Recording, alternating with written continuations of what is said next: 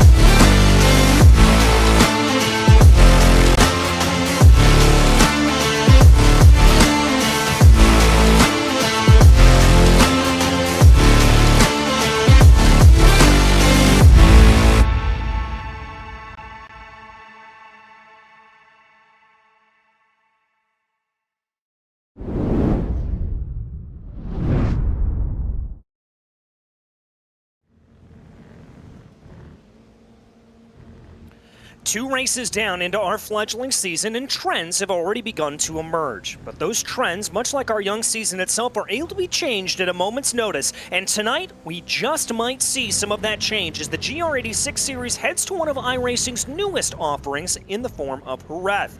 Will this flowing circuit throw a bit of a curveball to our drivers, or will it be business as usual? Hello everyone, and welcome to RaceSpotTV's coverage of the PRL Monday Night Series. My name is DJ Clark. Delighted to be back in the booth alongside Ewan O'Leary, with Dustin Ollis working as our director and producer behind the scenes. And Ewan, as we said, first up on the docket is our GR86 series. And these cars, it's their first trip overseas, but how are they going to take to this Spanish circuit? Well, yeah, let's see. I think we're a little bit hopeful about the racing that we're going to see here tonight. Race Control putting out a message at the start of the sessions here tonight to be aware of draft trains that may crop up and maybe some stack-ups as a result as well. There are multiple passing opportunities as well. This circuit can be very difficult to pass on usually, but these cars are a little bit slower and they're a bit small as well, which means there's a lot of space to find your way around someone as well. So I'm pretty hopeful that we're going to see a good show here this evening, but it's going to be difficult to topple Alexis Moisin, who's currently taken 2 wins out of 2. Indeed, Alexis is the one with their target on their back, but let's go ahead and run you through the schedule here before we get to anything else. As we said, we are in Jerez after our trip to Atlanta and Laguna Seca. Next time out, well, that's the big question mark on the season. Phoenix Raceway 2008 Road Course Edition. I know you and Arjuna were talking about that there weren't a lot of people that knew that track. Well, I'm one that has driven it. It's an interesting one to say the least. But taking a look at the rest of it, we've got, well, a pretty stacked lineup when you consider Monza, Lime Rock, Mid-Ohio, Watkins Glen, and Road America to round out the season. Yeah, it's a good schedule, and it's got some very different circuits on there. Looking forward to Phoenix next week, I've got to say, and Monza Junior the week after as well is going to be a good one as we look forward at the championship standings as well.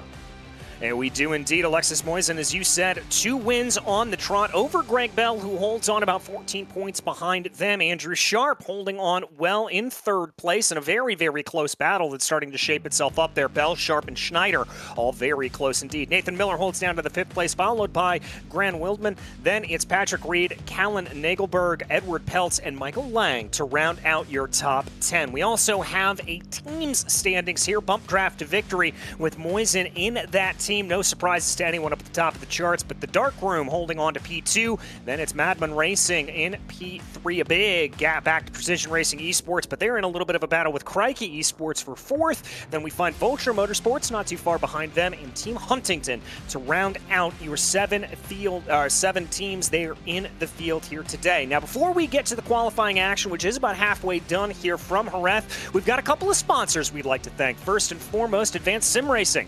Owned and operated created by passionate sim racers, Advanced Sim Racing designs and builds the sturdiest and most durable aluminum profile racing simulation cockpits available in the market today. All PRL members also get a 5% discount on all ASR products using the Precision 5 coupon code.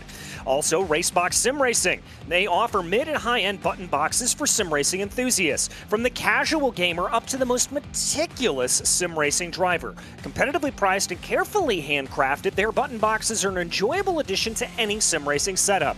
Visit raceboxsimracing.com and get a 5% discount code using the Precision 5 coupon code. Also, thanks to the Butt Kicker. Butt Kicker products provide an incredible immersion and realism to every game. Feel every nuance and truly put yourself in the driver's seat. Thanks also go to Mechasim Hardware, who is a small company from the Czech Republic, and their goal is to produce high-quality sim racing hardware. If you are looking for a high-end pedal set, handbrake, or sequential shifter, visit Mechasim Hardware's eShop right now to get yourself up to speed. Thanks as well to Muradness. Muradness is a performance lifestyle brand motivated by motorsports and founded by professional race car driver Daniel Morad. For more information, visit muradness.com. And finally, thanks to Mr. Hedge iRacing Photography. Capture your finest, proudest, or simply worst moments from your hobby in up to 8K resolution.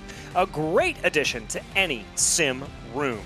Well, with our bills paid, we can get to the action out on track, and I guess to the surprise of no one, it is Alexis Moisen up at the top of the charts by just under 0.2 of a second. Andrew Sharp and Gerard Farewell doing a good job of keeping that gap relatively close here at this point, although it does look like Sharp's got a little bit more speed than Farewell at the moment. Yeah, certainly does. It's Sharp who's providing most challenge to Alexis Moisen at the moment, and that has been the case once or twice so far this season. Sharp has been up inside the top 5 on 2 occasions now out of 2, and was on the podium a couple of weeks ago at Laguna Seca as well, as we got a spin down at the bottom of the circuit, down the hairpin there. But yeah, Sharp is nearly half a second in front of Farewell, 1 and 2, very much away from the rest at the moment. But as I mentioned, this could turn into a bit of a drafting race. Because these cars are a little bit slower, they spend a little bit longer on these relatively short straights, and so they can stay relatively close together as a result. So we'll see if that actually transpires, but so far it's pretty close in qualifying. Yeah, pretty close indeed. The top 7 here separated by just over a second as they run, so we hopefully have some pretty good running there for them. We watch Andrew Sharp right now working his way down through the left-hander that leads into Sitopans as they try to be able to get themselves together. And this is kind of an indicative corner of this track here, and you talked about just how kind of flowing it is and the high speeds that we're probably going to see here out of these GR86s. It's really going to be a matter of just holding in those tire tracks, I think, through those sort of fast-flowing corners that we see. Yeah, it really is. It's a rhythm circuit, certainly, as is Mosport, interestingly, that we're going to be going to later. I guess they're 2 quite similar circuits for the 2 series. But yeah, it really is about getting a rhythm around it. But as I mentioned earlier, this track is going to seem really quite large compared to these cars because they are quite small and a little bit slower as well. So it's not quite going to be as difficult to pass as it has been for some of the categories that we've taken to this track in the past. But it should still be interesting, and the rhythm still applies. And as we've already seen, we've seen one driver go around at the hairpin. It probably won't be the last. So it's all those things do still apply, even in these cars. Yeah, they certainly do. And I can tell you, these cars on a bigger circuit put on one heck of a display. I know Arjuna mentioned while I was away, one of the reasons I was away was I was actually calling these cars at Virginia International Raceway. And so very, very good stuff to be able to see them take to the track in real life as well. We watch right now your pole sitter, Alexis Moisen, bringing that car around, provisional pole sitter, I should say, down out of Lorenzo and down into Expo 92. One of the interesting parts of this track, sort of a double right-handed area that they have to lead into before they get onto the left-hander, coming down now into Lorenzo, the final part of the circuit. Again, a pretty wide run. Excuse me, that's Jeremy Schneider. Similar paint schemes there to Alex Moisen. Those 2 are teammates. So here we see the track to the line here at this point, coming across. Let's see if Schneider's going to be able to improve. That's an outlap there for them, so that will be setting up for a good one here at this point. Yeah, I thought it might be, but yeah, sometimes iRacing lies to us, so I just wanted to hold on. But yeah, it's outlap on that occasion. Now we'll be able to see really a full lap here and get a view as to how this circuit it really goes. It's not too much of a lift off through here at turn 4 that you're going to need, and then the all-important turn 5. This is the corner that you really need a run off on the way out during the race, trying not to let that car slip into a slide, because it's very, very difficult to control once you've done that. We'll try and maximise the exit, and now you'll get onto the straight, which you actually do spend quite a long time on. Draft is going to be important down here before you find your braking zone at turn 6, the curve at Danny Pedrosa. Lots of these corners, by the way, named after motorcycle riders, and you can see why. This circuit is very much a motorcycle circuit, or a testing ground, if you like, for cars as well. It's only, well, it's not often at all, in fact, in real life that you see very many races around here, but we've brought it to iRacing, and Snyder just trying to grapple with it at the moment, just making his way into the final sector now, and bypassing the chicane that's going to be added in a few moments' time. He'll be on the right hand side here. He'll go through the double right-hander instead at 11 and 12 before getting to the end of another lap. Yeah, and that removal of the chicane here, this is actually the Moto layout, the MotoGP layout that they run, and it really does continue that flow. Doesn't have that little break up there, as now we see him come down there into Lorenzo, getting onto the power out of the corner, tracking to be a relatively good lap here. We'll have to see. I'm seeing a little bit of green sector times popping up on my screen. The power to the line here as they come, trying to beat on a 155.516, going to be about 0.05 of a second off, but with about 3.5 minutes left to go in qualifying, Schneider will still have another chance to be able to get his way around. Here comes Loco right now in the number 3 red machine, bringing that car down into one of the several hairpins on this circuit. Trying to see if they're able to get a little bit of a good run here. We haven't seen a whole lot of Aloka today, not up into the top 10, but top 10 here for the number 3 be a very, very good result on it. What has to be said is a little bit of a diminished field.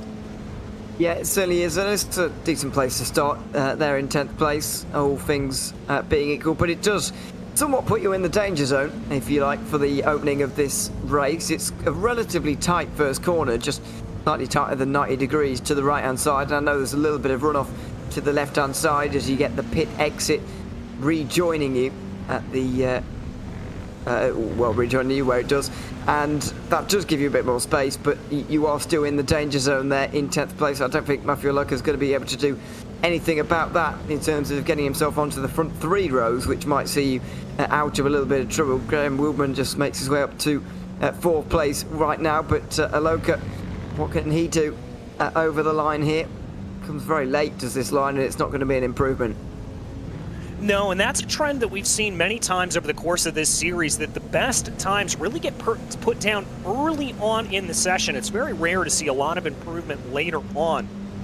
Here is Grant Wildman bringing his way around, trying to see what he is able to do, seeing if that number 4 machine is going to be able to move their way up from 4th place at the moment. Only about 1/100 of a second that Graham needs to move his way forward, so that could be a good jump for him, maybe insert himself into this battle a little bit more as they go, as he's going to bring the car down into the hairpin at the end of that long back straightaway, waiting to see what this 53 has in store for us. Yeah, I think it's going to be difficult to improve again on the second consecutive lap, because that's not what tends to happen. And the fact that he's taken a bit of a different line into that corner there suggests to me that maybe he's setting up for one last go, although, well, I'll say that, he's going to run out of time. So, yeah, maybe this is going to be the limit for him now. Second row of the grid, he's very close to Jared Farrowell, actually, in that second place. But he'll be amongst quite a lot of drivers fighting for third, I think, from Farrowell down to Schneider and Edwards a little bit as well. There's not a real big gap, whereas there is quite a big one to the front too. So that could be the aim for Wilburn here, but I don't think this lap is going to be an improvement. No, it's not, and indeed, Graham's going to actually practice the pit lane entry around here. Relatively standard fare there for that. About 40 seconds left to go here in the session. Here is Alex Moisen, your provisional pole sitter yet again. That 154.684 still looking relatively untouchable. Bringing that car down through that double apex right-hander that you talked about a little bit earlier, Ewan. Now going to bring the car back around. Looks like Alexis is going to be able to bring that car down into pit lane as well. Very heavy braking, a narrower line for them. So good to be able to practice that. Rafael Franco currently in 5th place, only 0.06 of a second off of Wildman. Let's see if there is a way to improve. Yeah, let's see. He doesn't need very much to get onto that second row again after previously being displaced from there a couple of moments ago. I don't think that is an improvement though, is it? Over the line. No, it's not. It stays in 5th place for now. Yeah, that's the checker flag in terms of the session. Lots of drivers practicing pit entry, which is quite awkward here. The way that it comes off the actual road is, as you're braking, is really awkward actually into that final corner, which makes it really even tighter than the actual turn is itself. And then they make their way down pit lane. That is something they'll have to worry about in the race, of course. There will be a pit stop at some point throughout. Yes, there will. Fuel limited here in these GR86 machines, and so they will have to come down into pit lane, and we'll obviously keep you up to date on exactly what that strategy is going to be as we watch the 14th place car of James Secrete Jr. He's going to try to put in a lap here, brings the car down through Lorenzo, the final hairpin on the circuit, gets onto the loud pedal, and brings that car back across the start-finish line, trying to improve on a 157.271. This is tracking to be good here. And no, it's not. Never mind. That line coming later than I anticipated, and that's not going to be an improvement there for Secrete. Edward Peltz down in 17th. Looks like he's still working his way around. Peltz going to try to get an improvement here, and I think Rafael Franco just able to cross over the line before the checkered flag fell, but I'm not seeing an improvement from Peltz or Franco. I'd be surprised if anyone can make an improvement from this stage. 20 minutes is a long time in a qualifying session like this. Even though everyone's out there together, you need to find your own track space. I don't think that will have been a problem for anyone so far today. And it's not going to be a problem in the later qualifying session either, by the way, when we have solo qualifying. But after 20 minutes, you should be reaching your limit, really, especially drivers of this caliber. So I would be very surprised if there are any improvements made from this stage, and that is going to be it for qualifying.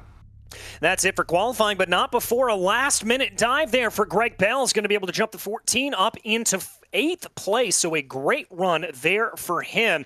Going to be interesting to see if Greg's going to be able to make anything work out of that later on, or if we will see some of the drivers rise their way through the field. Waiting right now for qualifying to tick over, as there we go. Your starting order is as follows. It is Alexis Moisen for the 3rd time on the trot up at the top of the pole standings. Then it's Andrew Sharp in P2, followed by Gerard Farewell and Greg Wildman there in P4. Rafael Franco, the Brazilian, going to hold on to P5, and then it's Jeremy Schneider, the other bump draft to victory machine, rolling off in P6. Tyler Edwards will start off in P7, and Greg Bell, with that last-minute lap, lines up P8. Nathan Miller is in 9th, and Buddy Chamberlain will round out your top 10. It's Matthew Aloka there in P11, followed by Luis Barraza in P12. Moving back down into 13th is the first of our Crikey Esports drivers in the form of Ian Cabana, then Patrick Reed for Vulture Motorsports in P14. James Secrete Jr., not able to improve, will roll off in 15th, followed by stalwart of the Monday Night Series, Kevin Perquist in 16th. David Rothmuller lines up 17th with Edward Peltz to his outside. Peltz able to put a time down, and the last driver here to put a time down, as all drivers were able to successfully get a lap done. Looks like here at this point, Ewan, we're going to have a full lap to get these cars up to speed and up to temperature. Probably a little bit of a relief for the drivers. We rate right now, and looks like for just a few to work their way onto the grid. But I've got to ask the question here at this point. Moisen has seemed untouchable at the front of the field. If you're Andrew Sharp, if you're Gerard Farewell, what can you do to close down this 21?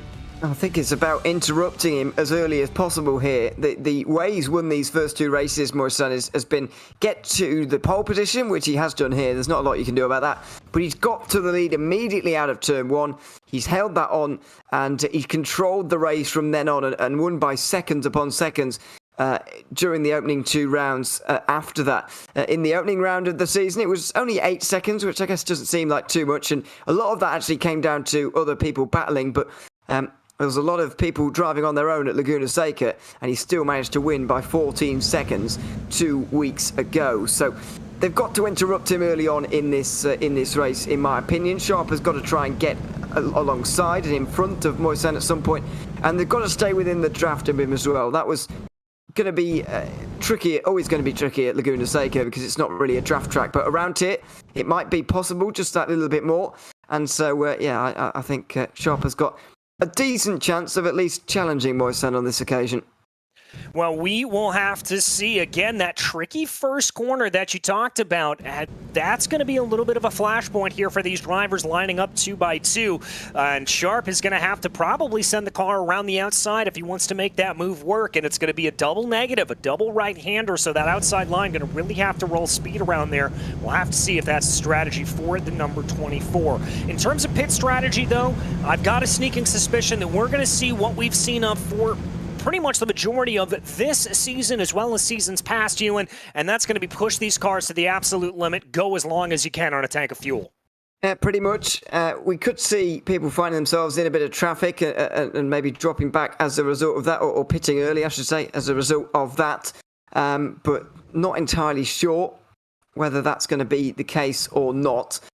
Because you might want to be in the draft here. You might want to be in a group. I'm not entirely sure at this stage. But yeah, it's generally running quite a long time and then pitting in just after the halfway mark for the end of the race. Try and go as long as possible, shorten that pit stop at the end. And that has been a key, actually, more than actually when you pit, is how long your stop actually is for. We've seen drivers gaining, 1 or 2 seconds over a pit stop phase if you get the fuel absolutely right. Yeah, indeed, and so we're going to have to see who is able to get that right pit stop. So very crucial here, and sometimes we will see a little bit of tire strategy come into play for these GR86s, but I don't really anticipate it here today. When we look at track conditions, only 69 degrees Fahrenheit out on the track right now. That's a relatively cool track. There you can see it, although the one big storyline here, 11 miles an hour worth of wind. That's going to be a pretty wicked crosswind across this track, and it's going to improve the efficacy of the draft as well. You're going to get a big headwind down some of these straightaways. Yeah, it's not very warm either, is it, on the circuit? 69 Fahrenheit. It's, as far as I understand, not that warm. So not for track conditions anyway in July. So that might be a thing to watch out for. Might be able to push that a little bit harder. But yeah, these cars rely so heavily on the draft, and the wind is going to really affect that, of course, whether it's headwind or tailwind into some of these straights. So let's wait and see. Pace car's about to pull in, and we're about to get the third race of the season underway. We are indeed. Alexis Moisan going to bring that field around, taking a very wide arc down through Lorenzo as we look towards the flag stand, and all eyes go to Barney. The flagman is there, goes the green, and we are racing here in Spain. It is a brilliant getaway from Moisan, and it looks like here a defensive line having to be taken by Andrew Sharp, not going to be able to be aggressive. Farther back in the field, it's 3 wide there. Bell, Schneider, and Wildman trying to be able to all sort themselves out. Contact, and cars go around. And they didn't realise there were 3 wide fully there, and everybody has had to scatter to avoid. There's definitely been contact with a few drivers, unfortunately, a couple going around, and it was just a case of not realising for the car on the very outside that they actually were 3 wide in towards turn number 1. But clearly, they thought it was only 2, but in fact, 3 wide, and there's been a spin in the mid-pack. It's allowed the top 5 to get away immediately. Yeah, that's about a 3.5-second gap right now that we see between the likes of Greg Bell back to Tyler Edwards. But we've got a little bit of side-by-side here. Rafael Franco already up 1 spot on the day, trying to make a move on Gerard Farrell. That's Franco on the multicolored machine down into the inside. Going to be late on the binders, coming down into the right-hander, and that's move done for the 36. Yeah, that was all stemming from a bit of a mistake from Gerard Farrell through turn 5, actually. He just went a little bit wide, and that's allowed Franco to get a bit of a run and get through as well, as Greg Bell will close in. Now we'll see how possible it is to stay close to Alexis Moisan at the front. Andrew Sharp is still within a second, which means he'll still be getting the draft, but how easy is it going to be to cling on to that, because Moisan is really stretching his legs already at the front of the field. Let's look at how well he's taken those couple of corners there in this final sector. Gap just extends to 8 tenths, and it's extending to more than a second to Franco now as well. It's already quite a big gap. Yeah, already quite a big gap, but that's exactly here what Alexis wants to see. There is Sharp, little bit of side-by-side action. That's going to be Gerard Farrell not going the direction he wants to. That's going to be Greg Bell in the white machine, able to send a move down to his inside, going through that final hairpin. And Farrell, who started off in 3rd place, has lost 2 positions over the course of the opening lap. Looks like here Edward Peltz and Jeremy Schneider, the 2 drivers involved in that incident, are down into pit lane area. They are at the back of the field here at the moment. Graham Wildman also having a little bit of problems. He's back down in 14th. Ian Cabana, who was involved in that incident, finds himself down into pit lane. But we check on the screen right now. This is the battle for P6. Tyler Edwards holding off of Nathan Miller. Now, this is crucial. This is the first of that secondary pack that we talked about that has that about 3.5-second gap up to P5. Yeah, it's a real bizarre situation, actually. You don't see this very often, but the top 5 have got away very quickly because of the incidents on the opening lap there. And that means that Tyler Edwards and Nathan Miller are going to be forced to fight over that 6th place, and that might be all they can get from this race. We'll see what the pace is like for those up front, because particularly Jared Farrell seems to be struggling to really get going here in this race. But Edwards is going to be on the defensive here. The more interesting battles might actually be in this second group. Yeah, they very well might be the battle for the best of the rest. By the way, that blinking there you see out of the number 12 car, that is a little bit of internet connection issue that he is having. And so that's going to put a little bit, I think, on the back foot. Nathan Miller is going to be a little scared to make that pass around Tyler because, frankly, if that car blinks out like that, you don't know where it's going to come back into.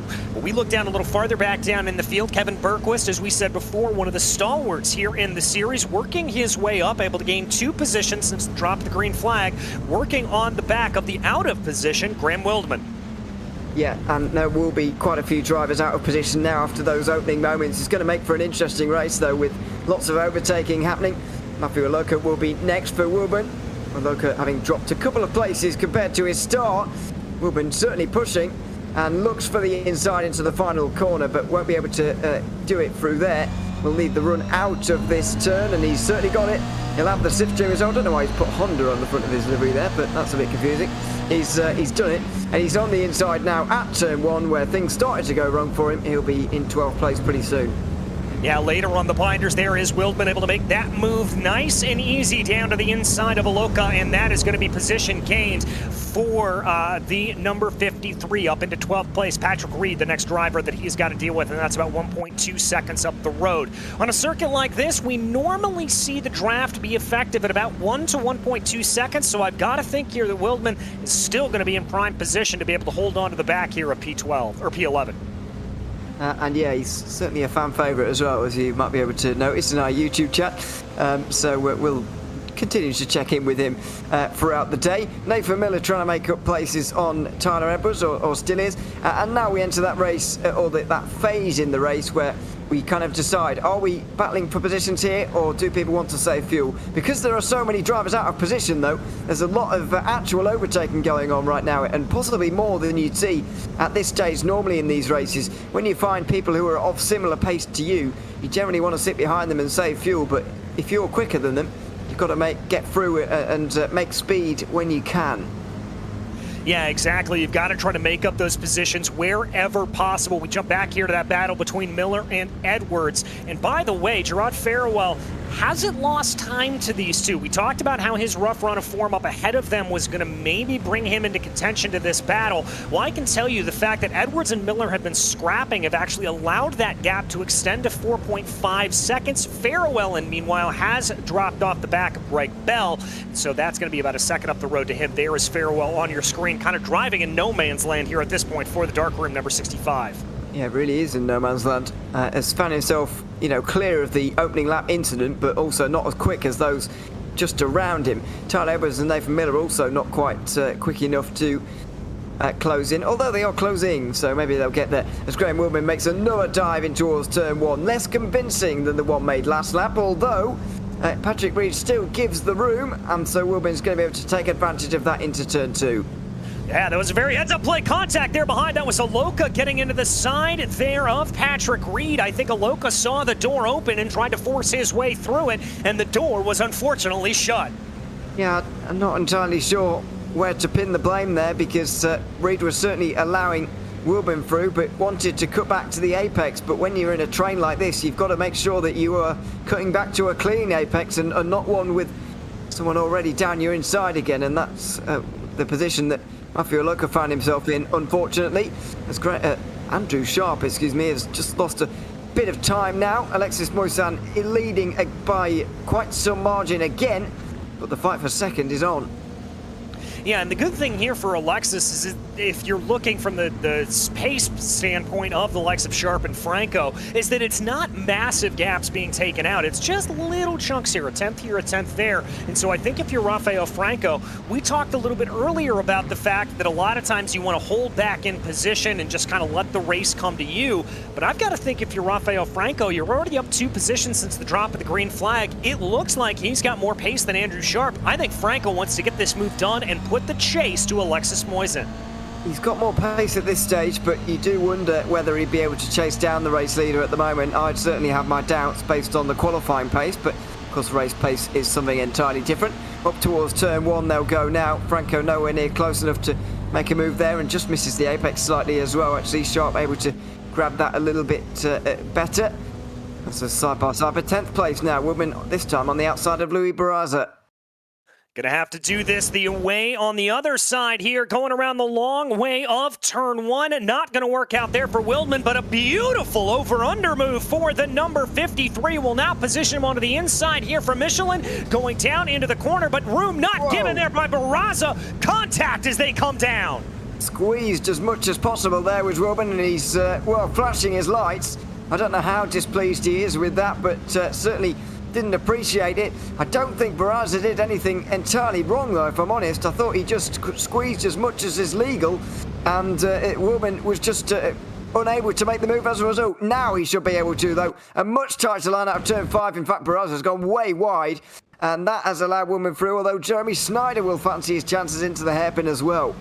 And Schneider, remember, one of those drivers involved in the first lap pile up there. You can see the damage on the front of that Toyota liveried machine. Tries to do the same thing there, does Wildman, looking for the crossover coming down out of the hairpin, but it's not going to play itself out. Going to try to go here again as they continue to work their way on through, looking this way, looking that way. Schneider may be through here at this point, but Wildman not giving up the fight. No, and they're both catching James Secret as well for 9th place, which they should both be able to manage here, you'd think. Schneider and Wildman, they do seem out of position. They do seem like continuing to gain places here. There's a big push from Schneider just on the exit of turn 10 there, and now they go through 11 and 12. The big commitment corners. Secret is going to be under a lot of pressure here into the hairpin, and Schneider will head down the inside without much of a challenge, really. The question here is going to be is if Wildman's able to make that move work as well. He's going to poke his nose to the inside, not able to get it done. He's going to tuck up behind in the draft here of Secret Jr. Secret Jr. actually looks like he's trying to fight back here a little bit on Jeremy Schneider. Schneider holds a slightly defensive line as they come down into the hairpin. Now Wildman throws the car down into the inside, trying to make that work. Later on, the binders carrying more speed. Little bit of a hip check on the exit. Well, Wildman's going to be in position here to be able to take that down into turn 2 yet again. Washes out a little bit wide, sends Secret off into the gravel ever so slightly. Good move there for Wildman. And he does now have that position confirmed, so back into the top 10 again. James Secret not able to hold on to those positions, so that was quite exciting for a while for those two, making their way through on the order. It was good to see, good to watch. And now Wildman is inside the top 10 with Jeremy Schneider as well. They've got a lot of work to do to get up any further positions. Buddy Chamberlain is in 8th place, still a few seconds in front of them. Yeah, it might be quite a while until they're forced to fight over another position.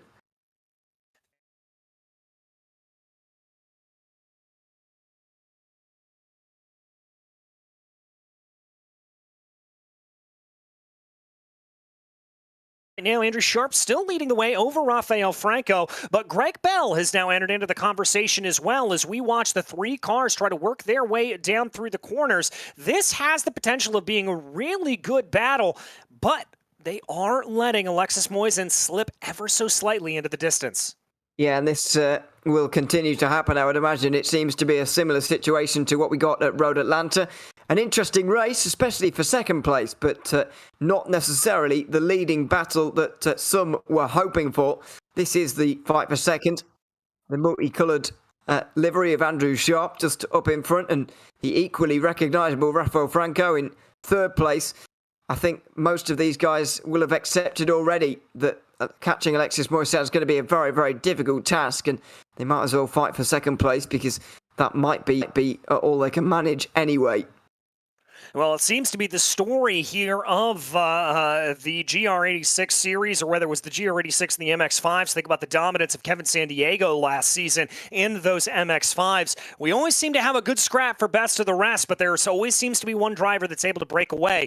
But I'll tell you who's feeling some pressure here. That's Andrew Sharp. Look at that weaving coming down the back straightaway, moving this way, moving that way, trying to break the draft a little bit here of Rafael Franco. That was something that you talked about in the early show here, Ewan. The draft so powerful around here, and clearly Andrew Sharp knows it. Yeah, it's not traditionally a draft track in every car, certainly not, but in these, it's certainly been the way. Franco with a tighter line through turn 8 there could allow a chance into 9, but that's not really an overtaking opportunity. You're in the flowing middle sector of the lap before the end, where there will be a chance into that final hairpin. You would imagine it's not a bad exit from Greg Bell here either, as the three cars are covered by less than half a second at this stage.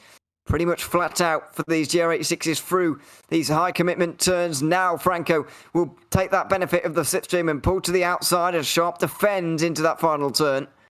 Oh, and Franco's got to be careful, as we rode on board with Greg Bell there at that point. If he opens the door up too wide, Bell's going to very easily slip on through it. And so that's going to factor into the mind here of Rafael Franco. But Franco right now hounding the back of Andrew Sharp. I thought he was going to be close enough to have a look down into turn 1, but he's going to fall back a little bit, and they'll go single file back through the corner. But here comes Greg Bell with a little bit of a look. Bell thought about it, now pulls back in the line there at the moment. Bell looking like the one in the catbird seat. He has certainly got the best view of this fight at the moment as we approach the half distance mark of this race. I think it's an interesting place for Bell to be in, but it's not helping Franco because he knows that he can't quite use all of the lines maybe that he wants to try and overtake Andrew Sharp. You've got to have one eye behind you as well when you're making those lines, so you're not overtaking yourself. That mistake, though, from Sharp may just allow him to have that chance, though. Franco will be in the slipstream now, and surely he's got to have a dive this time. He will pull to the inside, brake a little bit later, and make an attempt for second place. All right, here he goes, trying to make that move. Looks like he's got it done. Andrew Sharp going to try to fight back on the inside. Is he going to be able to send that Rainbow Warrior machine into the corner? No, he's not. And that will be move gain for Rafael Franco. Up 3 spots since the drop of the green flag. He is sitting pretty here at this point. He's racing very well, especially compared to where his qualifying pace was. Once again, I don't think he'll be able to do anything about Alexis Moisan, but who can? You might as well fight for second place while it's here. And these three seem pretty evenly matched. The draft keeping them close together, although Sharp even seeming to struggle as we approach quarter of an hour complete now in this race. Franco may even have the chance to put a bit of pressure on Sharp here, and maybe Greg Bell will have to overtake Sharp very soon to try and stay with them, although that'll all be ruined now as there's an early stop for Sharp. All right, a little bit of a counter strategy. As we've said, the traditional strategy tends to be run this car to the absolute limit and see if you can make that work. But Sharp here, recognizing that he was just going to be losing time in that battle, opting to instead come down into pit lane. How do you like that call, Ewan? Well, I might answer that when he comes out behind someone or not, because I think that has a real big bearing, though, on whether it's a good idea or not, actually. Because, we speak about the draft there and how it's important in terms of battling, but do you really want to be with someone who's slower than you? Even if you're getting a draft, do you want to be with him? I do think he's gotten out in quite a nice pocket of air there, though. If he can just beat James Secrete here, it's going to be quite close, actually, into turn 1. He should manage it, though, and he does. He's actually timed it really well. So 9th place, just under 7 seconds to the car in front. I think it is a good call from Andrew Sharp. He was clearly struggling towards the end of that stint there. And so get out of the traffic, get out of that battle, get yourself into clean air. That's exactly what he's done. But now, of course, he's not even done half the job yet. Now he needs the lap time.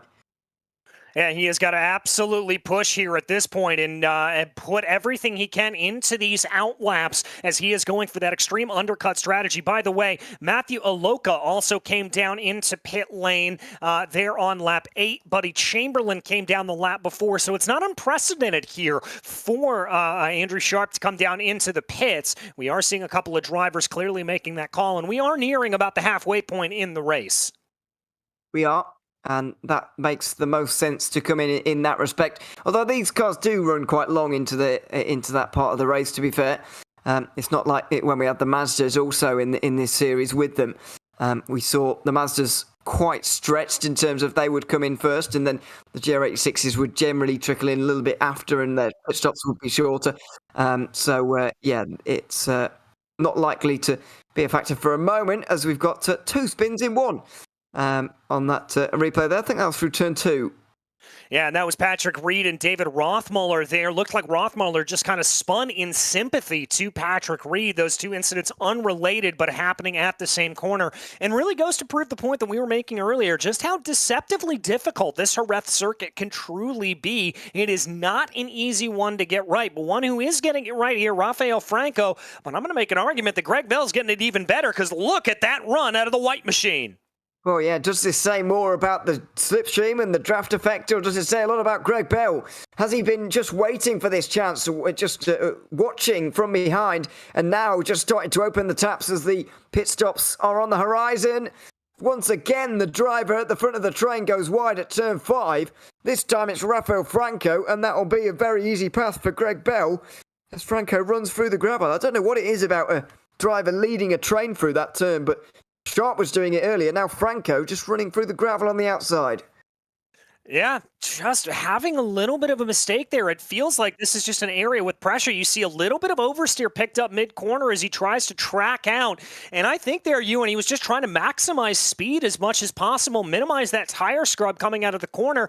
And that combined with those little flicks of oversteer that you saw, just enough to send him out into the kitty litter. Oh, gets very squirrely again there coming through the right-hander, though.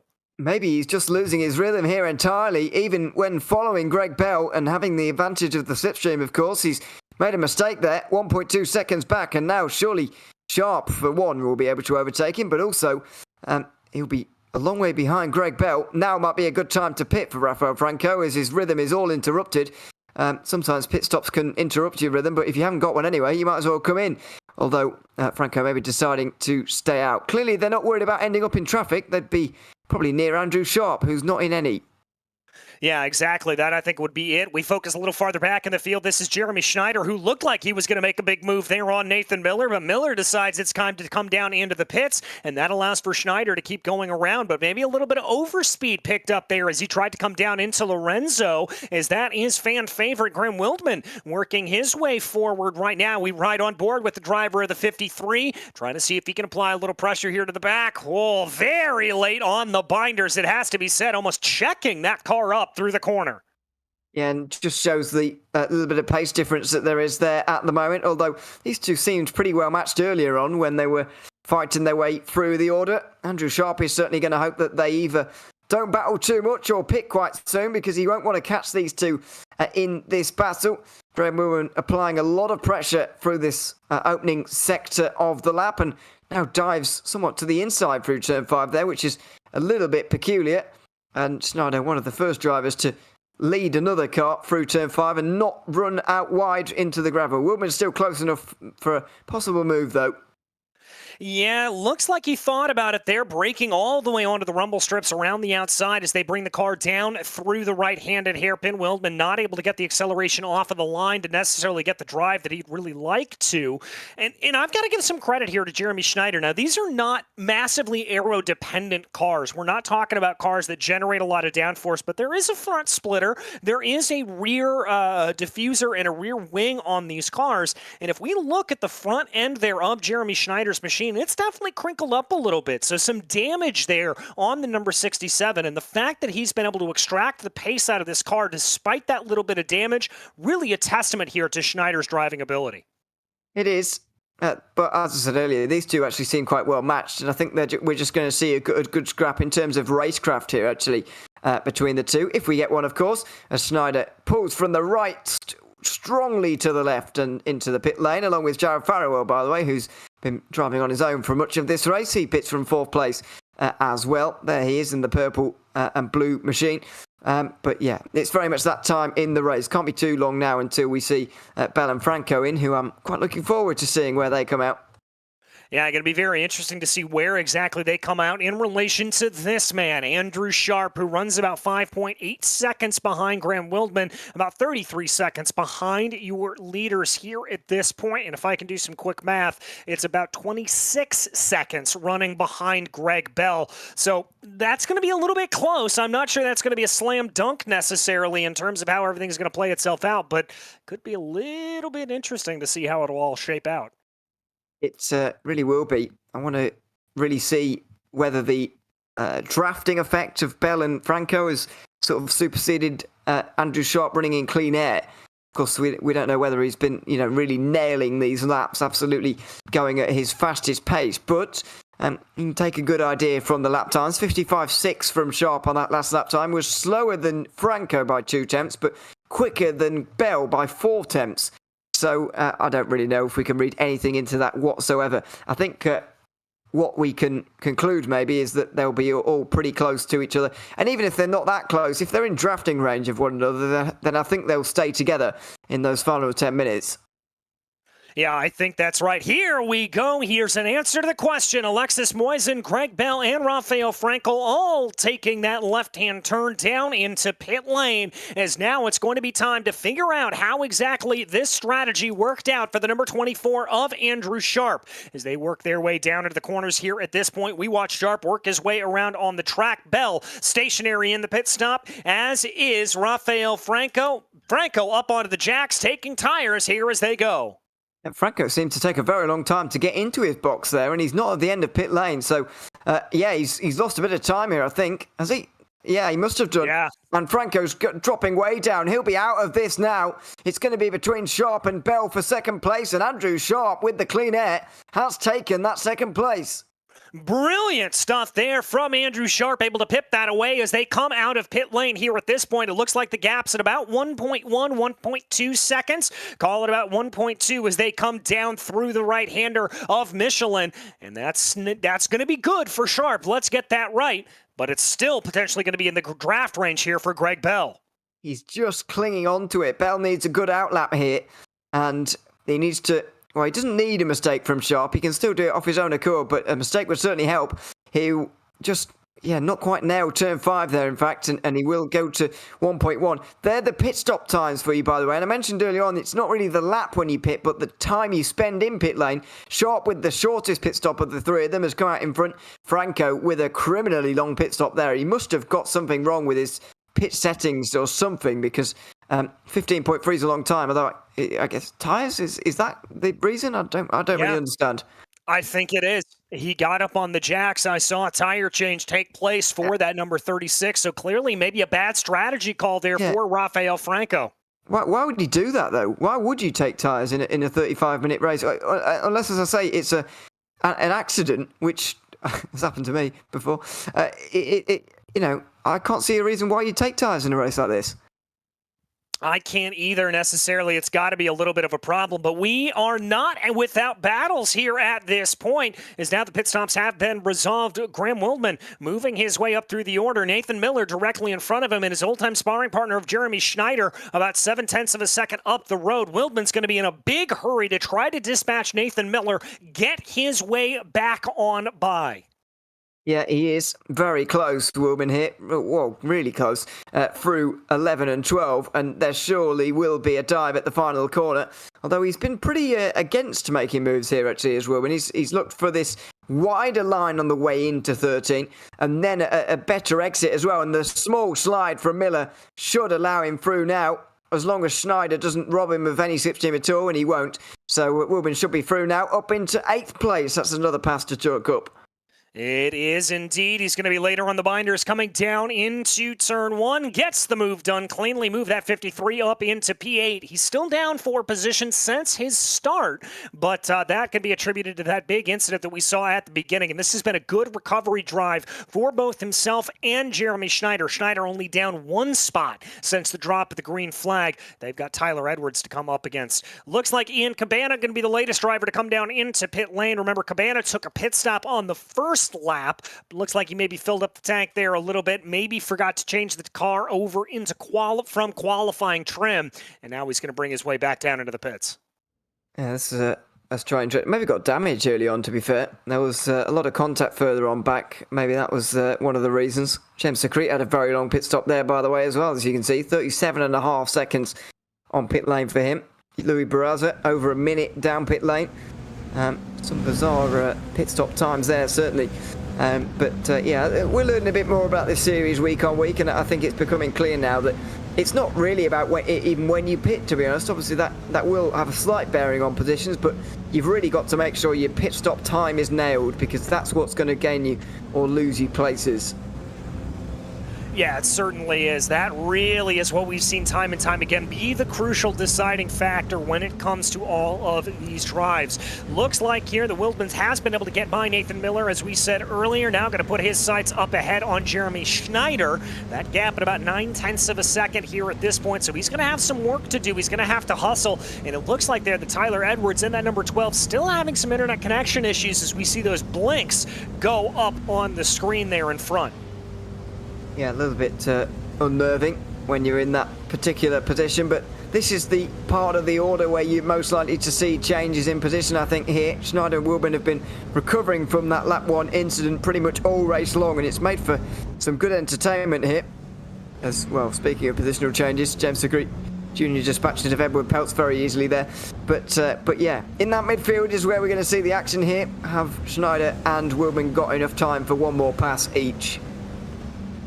Yeah, that's going to be the real question here. We are under 10 minutes to go, actually under 7 minutes to go left in this race as the battle for 6th continues to be a little bit electric here. Schneider doing a great job on hunting down Tyler Edwards. I think that may have a little bit of a sense of inevitability to it on the run. The question's going to be is just how much Edwards will hold up Schneider in the course of that attack, and will that allow for Wildman to be able to get into position to be able to make that move? We will have to see. 6 laps left to go. Up in the front of the field, it continues to be Alexis Moisen dominating, as we have seen them do since every single race this season. Yeah, it's been quite dominant so far from Alexis Moisen. Nearly 8 seconds now. That's about the gap that we saw at Road Atlanta. And in some ways, it's been a similar race to that, where the fight for second place has almost given us a reason to have the leader so far in front, as opposed to Laguna Seca, where Moisan was just quicker than the rest by quite some distance. Over the line again, 5 3/4 minutes remaining on the clock, and so that's going to be 3 laps at the line, I believe, and a very, very similar story to what we've had in the first 2 rounds. Yeah, very much similar. By the way, credit for doing that math that quickly. I certainly could not have done that on the fly like that. Well, it's only I can count to 3. That's all right. Don't ask me to do it any earlier in the race. but well, yeah. Let's not count our chickens too early. It might backfire just yet. But yeah, it's going to be very close actually, because we're doing 1 minute 55s, and he crossed the line with 5:45 to go there. So we're going to be right 1 second either side of that. All right, we'll have to see if the prediction is true, but I'll tell you what prediction that is coming true. That's Jeremy Schneider coming onto the back of Tyler Edwards here at this point. Gonna make a move down to the inside there, coming. Oh, that was almost contact. Very close to contact at turn 4 there. Not a traditional overtaking zone, of course, for Jeremy Schneider, but clearly with the speed, he wants to use it immediately, and he do have to do that to try and spring that level of surprise, and he probably wants to get out of the way of Tyler Edwards now as well, with that blinking going on. Doesn't know quite where he's going to reappear. It's very, very unnerving position to be in. Schneider down the inside, then into the hairpin. He should have the place. Edwards tries to give him a hard time, but won't be able to hold on. And this is exactly what I was talking about. Wildman trying to take advantage of that little battle in front of him, closing up to the gap here on the back of Tyler Edwards. He's not going to be close enough to be able to make that work, but Graham here continuing to try to push. Now he's going to be the one trying to get by. Big wiggle there for Edwards. Lucky to be able to hold on to that right as his internet blinked out. Yeah, exactly. That's what probably made Wilburn seize up there a little bit as well. He'll get close at 9 and 10 now, but not really sure where to go with this. He's been close in this zone time and time again, clearly very strong at this end of the circuit, and has been having a few goes into the final hairpin in this race. Now, will he be able to do it this time? He's not close enough, actually. He made turn 1 his overtaking place for most of this race, but Edwards hasn't really been set offline at all in the opening moments there, and I don't know if Wilburman's going to be able to do it this time. I'm not sure. He doesn't look like he's incredibly close here to be able to make that move. He'll have to be super aggressive if he wants to go for it. Certainly thought about it. Another blink there from Edwards, and that may have scared Wildman off just a little bit. We've also seen him throw some moves here down into Michelin, down into turn 2. Let's see if he decides. No, he's going to stay in line here again. Wildman just content to stay in position here, and I've got to think that that internet problem for Edwards is probably being what is putting a little bit of caution here into the step of Graham Wildman. I think it is, but also the fact that Wildman is probably making his final positional gain of this race now without a mistake from somebody up ahead. I don't think he's going to be able to catch anybody else, even Jeremy Schneider, who's not even that far in front. So he might as well take his time, do this one properly and do this one without incident. That's what he might be able to achieve down here at turn 6. It's going to be a late look to the inside. He'll break a little bit later, force Edwards wide, and they'll fight side by side out the way out. They'll fight side by side. Edwards carrying some good speed there coming out of the corner. Now they go into the left-hander, and it looks like Wildman's going to be rebuffed at the moment. Edwards able to carry just enough speed to be able to keep that black and white machine ahead of him as they now come down into Aspar, working their way on through. A little bit of a better run here for Wildman. He's going to have to look around the outside. No, he's going to go for a little bit of a crossover going down into Angel Nieto. And there, he's finally got it. That was very wide from Tyler Edwards. He just got things slightly wrong on the way into turn 9 on that transition there, on the change of direction. And unfortunately, he drops now to 8th place. Graham Wildman through one last overtake into 7th place on the penultimate lap. Indeed, on the penultimate lap here as the white flag is in the air. White flag in the air for Alexis Moisen, and that means we've got one more opportunity here for Greg Bell to try to close down on Andrew Sharp. Bell has been able to get that gap down to about 0.8 of a second. Will the draft come into play? Will it be close enough? And it doesn't look like here the Tyler Edwards day is quite nearly done either, because that's Nathan Miller coming up behind him. This is a repeat of a battle we saw earlier on in the race. It is, but it's for a little bit of a lower position now. Edwards certainly with the momentum going the wrong way. Nathan Miller has had a few laps to collect his thoughts after being overtaken by Schneider and Wildman there, so he might be on the offensive, but that bit of slipstream that Edwards is grabbing now from Wildman might just give him that little bit of extra straight line speed he needs to hang on to this 8th place. They've got a big gap behind them, of course. I don't think they'll have hopes of gaining any places after this either, as we're on the final lap, and so Miller is going to try and do this on the last lap, but he's nowhere near close enough into the best chance on the lap. Nowhere near on the best chance here at this point, but is he going to be able to hold it off? They dive down to the hairpin here, and it doesn't look like we see a lot of swipping and swapping as they go. And there's another blink there for Tyler Edwards, but still able to hold the line as they come down into the corner. But we've got to give our attention over to the leader of your race, Alexis Moisen, in the number 21 machine, as we have seen them do both times this season. It's going to be a perfect 3 on the trot for the bump draft to victory driver, crossing over the line and taking victory is Alexis Moisen. Behind them, Andrew Sharp looking a little bit slow there potentially. Going to be able to get the car out. That was just an optical illusion as the darkroom driver will take 2nd place over the Canadian Greg Bell. Yeah, that was close between the two of them. Rafael Franco going to end up 4th. That long pit stop in the end has done for him. Jared Farrow rounds out the top 5 in what was a pretty lonely race for him, in fact, but he'll be pleased with that result, no doubt. Yeah, got to be a little bit pleased with that there, I would have to think. More drivers crossing over the line here at this point. Schneider will take home a well-deserved 6th place, finishing exactly where they started the race, but that, of course, doesn't tell the tale of the tape. Then it was Wildman in 7th, Edwards and Miller, and it looks like it'll be Buddy Chamberlain to round out your top 10. Yep, 10th place for Chamberlain, just ahead of Kevin Berkhurst. And by the way, 16 cars ending up on the lead lap here, but some pretty big gaps to some of those behind. For example, David Rothmuller finding himself a minute and 42 off the lead at the start of the final lap there. So the field getting very, very spread out in this series, but mostly down to the fact that Alexis Moisen has just been destroying the field so far. Another win, 3 wins out of 3 now, and surely that championship lead is only going to extend further to close to 20 points now over Greg Bell, who will probably hold on to 2nd place ahead of Andrew Sharp, although there were only 3 points separating those two at the start of the day. I doubt that has changed much since they finished 2nd and 3rd today. No, I don't think it will. We'll have to see how that swaps around as we watch the last driver on the lead lap, David Rothmuller, coming across the line in 16th position. And that will be your entire field finished here today. Let's go ahead and run you through that final finishing order from Jerez. It was Alexis Moisen taking victory yet again over Andrew Sharp and Greg Bell. We'll hopefully have a chat with them here in just a few moments. Rafael Franco looked like he had some pace there early on, but a slow pit stop put him down in 4th place. And Gerard Farewell, really in an island unto himself pretty much all day. Jeremy Schneider with a good recovery drive came home 6th place, followed by fan favorite Graham Wildman there in P7. Then it was Tyler Edwards, Nathan Miller, and Buddy Chamberlain to round out your top 10. In 11th place, it was Kevin Berquist, followed by Matthew Aloka, who was able to avoid that spin and get himself back into P12. Patrick Reed was 13th, followed by James Secrete Jr., Edward Peltz, and David Rothmuller, your last driver on the lead lap. Then it was Ian Cabana and Luis Barraza to round out your 18-car field. All drivers who started today managed to finish. Well, that's going to bring us right on into interview time, and it looks like here we've got our 2nd place driver, Andrew Sharp, ready to join us. Andrew, a great result there out for you, but you had to kind of outthink the competition. Talk me through what the thought process was behind that early pit stop.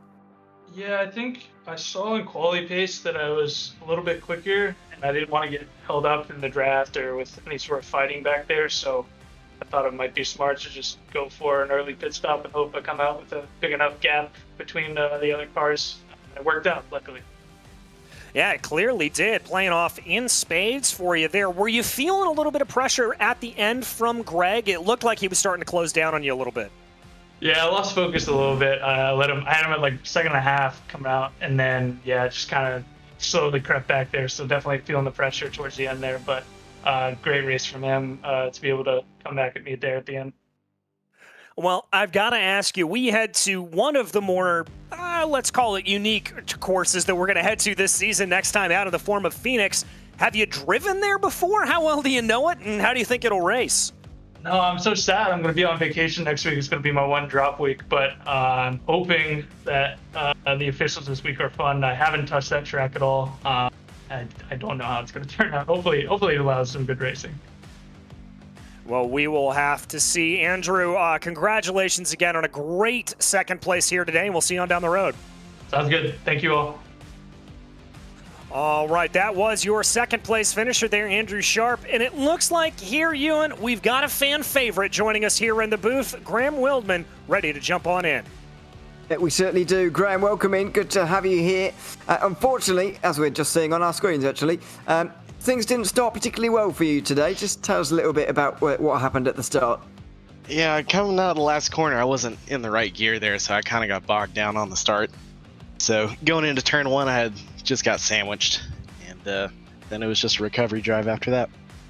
Yeah, and it was very entertaining for us to watch, I've got to say. What was it like to drive for you through the field? If not a circuit that I particularly associate with overtaking opportunity, but you seem to make it work. Yeah, this is my first race on this track, so it was definitely interesting. After the 4th lap, I had 1 incident point to spare, so I had to start taking it a little easy there and be a bit more careful, but it was definitely exciting from inside the car. Yeah, it certainly was. I can imagine. Next week, I'm hoping that you'll be joining us again. We've got this bizarre circuit that I've never seen raced on before. Phoenix Raceway 2008, legacy racetrack. I'm presuming everyone has it. How are you feeling going into that one? Have you ever driven around there? No, that's gonna be a first one from me as well. So I'll have to spend this week practicing for it, and hopefully I can have a bit more successful outcome. Has anyone driven that before? I don't know. I doubt it. I've yet to hear it. I've yet to hear anyone. Graham, congratulations on a nice recovery drive here today. It was great to watch, and thanks for joining us as well. Yep, thanks, fellas. Have a good one. Thanks very much. Graham Wilburn there, joining us after his 7th place finish. A very good recovery after his earlier issues. Indeed, and it looks like we've got the winner of the race here ready to join us as well, Alexis Moisen. Alexis, a great run yet again, 3 for 3. Yeah, it went very well.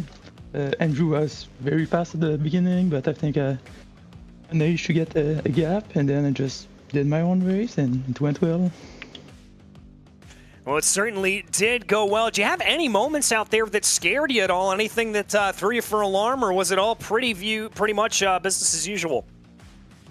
No, not really. I think the car is very hard to drive around here, but so we're just really trying to stay on the track, not make any mistakes, and that's pretty much it.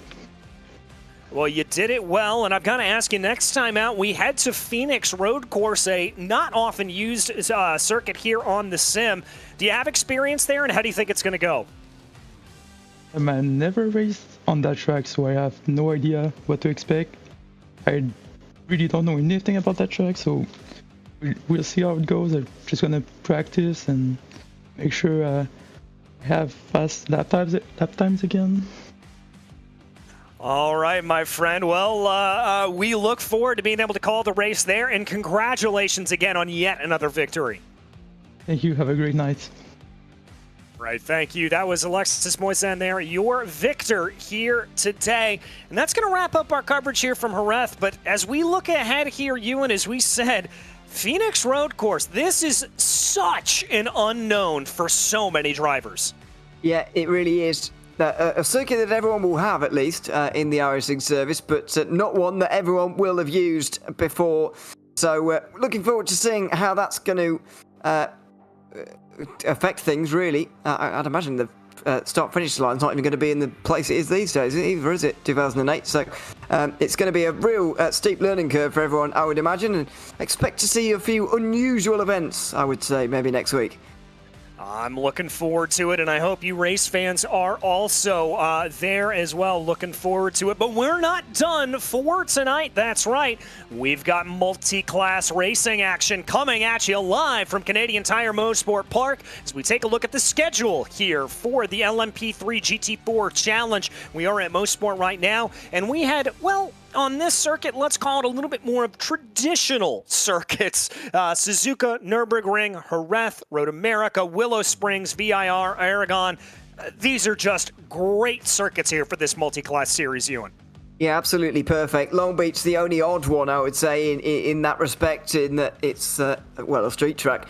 And it really was a problem in terms of multi-class traffic for some teams and drivers. But now we're towards the more usual one. Motorsport used a lot in IMSA, of course. Suzuka has seen its fair share of multi-class racing, so has the Nürburgring. Jerez not so much, but that'll be fine, and as will Road America. Looking forward to Willow Springs as well, at round 8, by the way. A new circuit on the iRacing schedule. Yeah, looking forward to that. Let's go ahead and bring you over into the points here because we do have points for this series. It's Wayne Castile leading the way with 112 points over Andrew Hardiman, Mariano Barrios. This is for the LMP3 standings, by the way, holding on to third place. But a very close battle starting to develop with third, with Jake Haskell, Walker Caton, and Adam Brockway closing in. And don't count out Ethan Tavitas or Joshua Chinsky. Austin Lawrence and Mark Kalin round out your top 10 in the LMP3 standings. Moving on over into the GT4 category, it is Connor Wagner that leads the way by only 9 points over stalwart Justin Ream. Then Jeff Evans about 5 points back behind him, and another close battle for third with Miguel Ruiz and Nathan Deering. William Brennan about 7 points back in sixth place, followed by Jerry Deploy. Then it is Matthew Campbell, Nicholas Schwartz, and Parker Muirhead to round out your top 10. Another close battle there for P8. As we continue to look our way along, we get to live pictures here in the LMP3s making their way around closed qualifying here. So it is solo qualifying for these drivers, not able to take advantage of the draft, but they're all out on track right now trying to put their best 4 laps down that they can. Yep, you get 4 laps in these 10-minute sessions.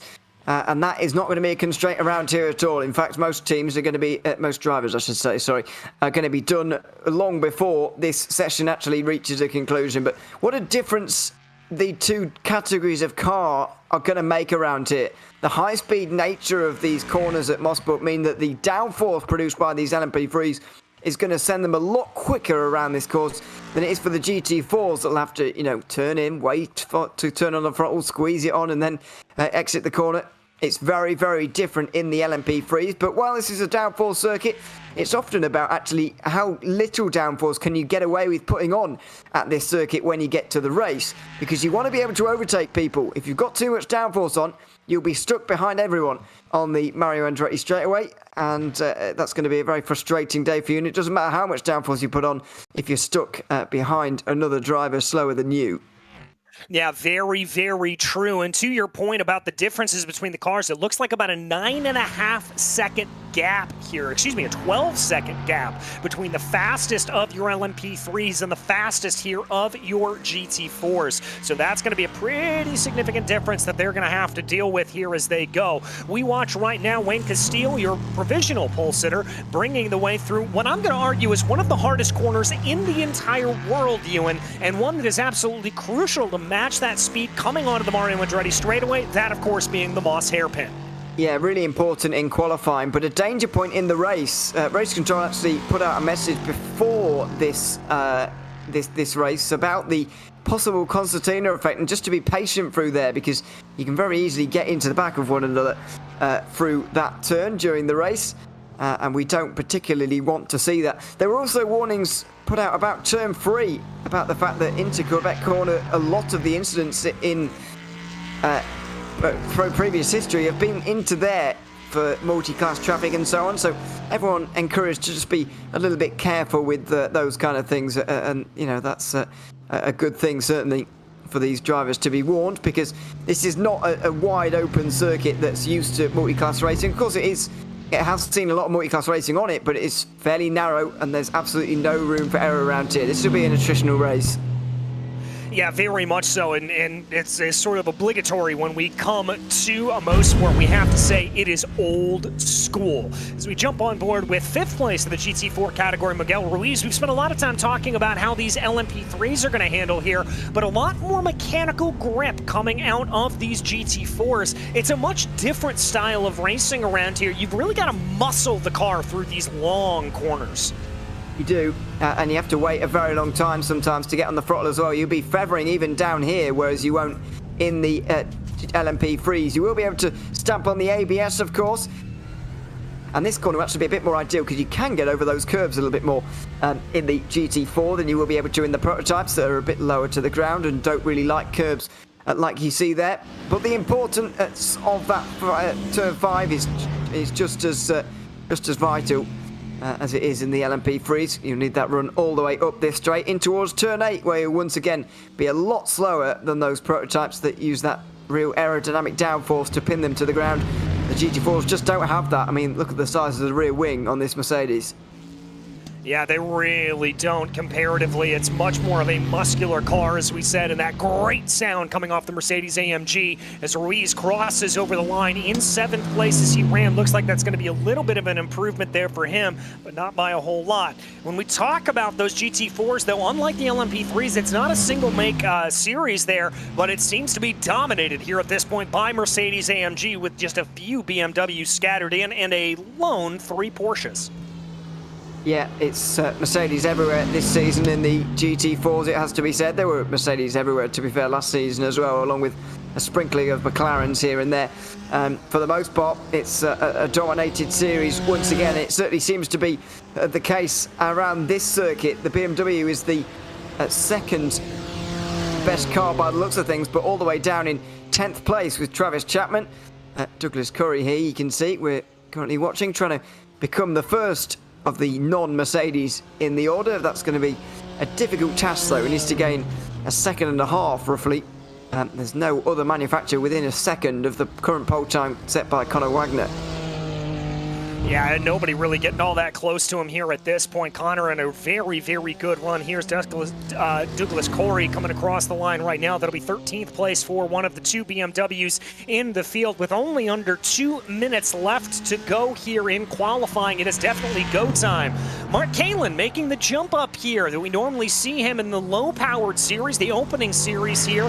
He's decided to step on into a little bit of aerodynamic racing. Is the number 62 going to come across the line there, currently in 18th position, not going to be able to improve on that lap as Kalin gives it another go. It certainly will, and at the very least we'll just have a little bit more practice around this circuit, which can never go amiss. But qualifying pretty much complete in terms of the top positions now. Can't see anybody really going any faster at this stage, especially not at the front of the field, because as I mentioned earlier on, you get only 4 laps, and with 10 minutes on the clock, it's very, very what's the word for it? There's a lot of time for you to manage this. You don't really need all of the 10 minutes, and so that's why we get these couple of minutes at the end where there won't be many changes at all. Well, indeed, it does look like here at this point that everybody is done with their qualifying running, and it's just a little bit of practice that everyone is putting in at the moment. And I've got to say, that's a good idea. Getting that rhythm, very similar to what we saw at Jerez. This Mosport circuit is a bit of a rhythm circuit. You've got to feel the flow as it goes around. And so the more practice you're able to get in, that's just going to benefit these drivers in the long run. And Kalen also doing another important thing, practicing pit lane entry here. It's quicker than you think, and it'll catch you out. It is difficult. You've got to make sure that you're not following someone too closely as well when you attempt to make the trip down pit lane here, because you can very easily rear end them. The second to last corner can go a bit quicker if you're on your way into the pit lane, so you've got to be mindful of that. But yeah, pit entry practice is something that's very often overlooked, and something that Mark Kalen has just been able to squeeze in to the end of his session, so that's good news for him. But far more important is the 40 minutes coming up here. What are we going to see in the third round of this series now? Because it's been a dramatic opening to this season, that's for sure. It certainly has. Well, let's get you right into that qualifying order here today. It's going to be Wayne Castile lining up in pole position with Andrew Hardiman flanking him. Then Austin Lawrence and Adam Brockway. Alec Bergstrom for Maradness M Squad Purple lines up in P5, and Mariano Barrios rounds out your top 6. P7 is Floyd Kerr, followed by Errol Urexoy, then Darren Roy and David Duino. Joey Hayes lines up in 11th with Jake Haskell flanking him in row 6. Row 7 will be Walker Caton and Joshua Chinsky with Ethan Tavitas and Bradley Holly in 16th. Eric Harmon lines up 17th with Mark Kalen, only good enough for 18th here. He'll be looking to move his way forward and carry on that top 10 run. Ryan Kings lines up 19th with Michael Terrafino at his outside to round out your top 20. Then it's Vincent Generu and Nicholas Salaputis in P22. Joseph Holman is 23rd with Stephen Hassett in 24th, and then that will round out your field for the LMP3s. Moving back into the GT4 class, it's Connor Wagner that'll lead the way over Austin Wilkins, Miguel Ruiz, and Alex Almeida in P4. Nathan Deering holds out to the top 5 with William Brennan in P6. Again, a Mercedes top 6 lockout. Miles Brown in 7th, followed by Aaron Crete, then Scott Angelo, and our first non-Mercedes of Travis Chapman in his BMW in P10. Nicholas Schwartz lines up in 11th, followed by Doug Evans in 12th. Looking down through the order, Douglas Curry is 13th, Jeffrey Seabach 14th. He'll line up right in front of the only other Porsches in the field of Nicholas Johnson and Kyle Bishop, and Will Jennings will be tail end Charlie on the back of the 17-car field. So here today, Ewan, we've got a big field of 41 cars to make their way around here. You said this is going to be a race of attrition, and I've got to think that that means early on in this race, caution is going to be the biggest key. Yeah, I think it's going to be key actually throughout the entirety of the day, because not only you've got to worry about everyone around you in this race in terms of keeping things clean, in terms of this will be an attritional race, you've got to watch out for yourself. There's not a big margin for error around here. The grass lines the circuits everywhere, as you can see. I know it doesn't in real life down here at Turn 2 anymore, but we've still got the version in iRacing which provides you with no room for error whatsoever, as you can see, and there's walls to collect you as well. So you've got to be very, very careful around this circuit, not only of other people, but also yourself. So it's going to be an interesting race, and as you say, caution is going to be needed. Yeah, caution will surely be needed here for these drivers. The one thing that's not going to be needed is a lot of warming up the tires here on this opening lap. It is a blistering 109 degrees Fahrenheit, 74 degrees ambient temperature right now, that 109 on the track. And that is going to mean some very, very toasty tires, and I think some tire conservation may be in order over the course of today. Not a whole lot of wind to talk about, though. That'll be a big thanks to the drivers. Only 3 miles an hour. That's not going to affect them too much. This could be the first day in recorded history that Canada's been warmer than Spain, but that's what we've got today. 109 Fahrenheit is, very, very warm indeed. But it is the middle of the afternoon here in July in Canada, whereas it was pretty early in the morning at our race in Jerez in sim time. So that's pretty understandable. It will be something to note, though, because the tyres do take a bit of a beating around here anyway due to the high-speed nature of the corners, especially in the prototype category.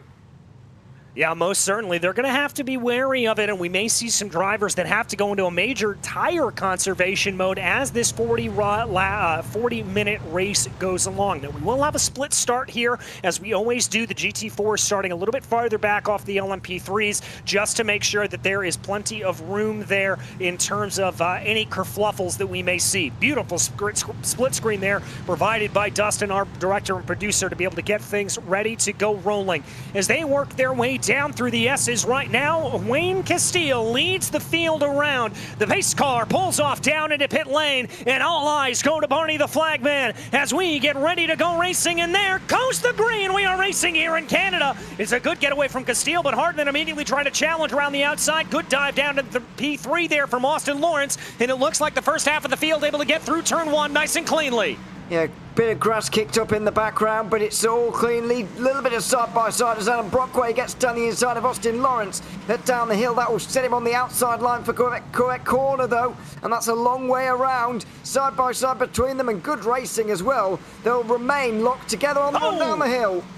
And that's David Duino that we've seen having a problem. He has spun around on the exit there of Quebec as now they file their way back down into Moss Corner. It looks like Duino is able to get everything together. Back in the GT4 category, well, everything is pretty much as it was. Wagner leading from Wilkins, Ruiz, Almeida, and Deering. Yeah, they got the green flag actually on the run towards turn 8 because they were so far behind, but instructed to do so to allow the prototypes to get themselves up to speed on their own. And that was a good thing in the end because Duino would have been collected by those GT4s had they been a bit closer. Side by side towards turn 8 again as Brockway rips around the outside. Austin Lawrence has to remain in 4th place as the top two are going to be able to get away a little bit as a result of this. Yeah, Castile and Hardman thanking their lucky stars, and Lawrence and Brockway have to be careful. That's Bergstrom and Barrios right behind them. They can't let up too much, or they could find themselves into a 4-car scrap. Oh, but that's Lawrence going to be going off into the outside grass. That'll drop in one position to Alec Bergstrom. That's so dangerous on the outside in the grass, by the way, there at turn 1. It's very easy to end up spinning around and finding a wall down there. So Lawrence did a good job to get the steering straight quickly and continue on at least without damage. Mariano Barrios will be behind him now as it's side by side for 11th here with Walker Caton dropping back by the looks of it. Yeah, Caton's dropping back. That was Jake Haskell that looked like he was able to get a move there on. Caton done as now they plunge down the hill here coming through Moss Corner. Oh! Gone. Yeah, just too fast in towards turn 5, and Jake Haskell has paid the price for it, unfortunately, dropping 5 or 6 places. Yeah, he's going to find himself now all the way back down in 19th position and having low speed down that Mario Andretti straightaway that you talked about. Not going to be helping him out here whatsoever, as now it looks like that's going to be Vincent Generou going to be able to make a pass around the outside. Yeah, this would be impressive in towards turn 8 if he could manage it. This is how it happened. Just missed the apex of the first part, really. Ended up out wide in the grass and actually did grab the wall as well, which could affect him if there's any damage to that car now. He looks all right, but you never know what's going on underneath.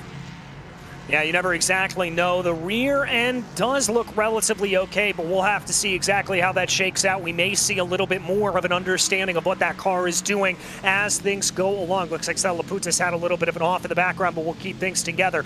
Give some love here back down to the GT4 field as they work their way on through. We've got a little bit of BMW on BMW violence, it looks like. This is Corey and Chapman duking it out coming down into 8.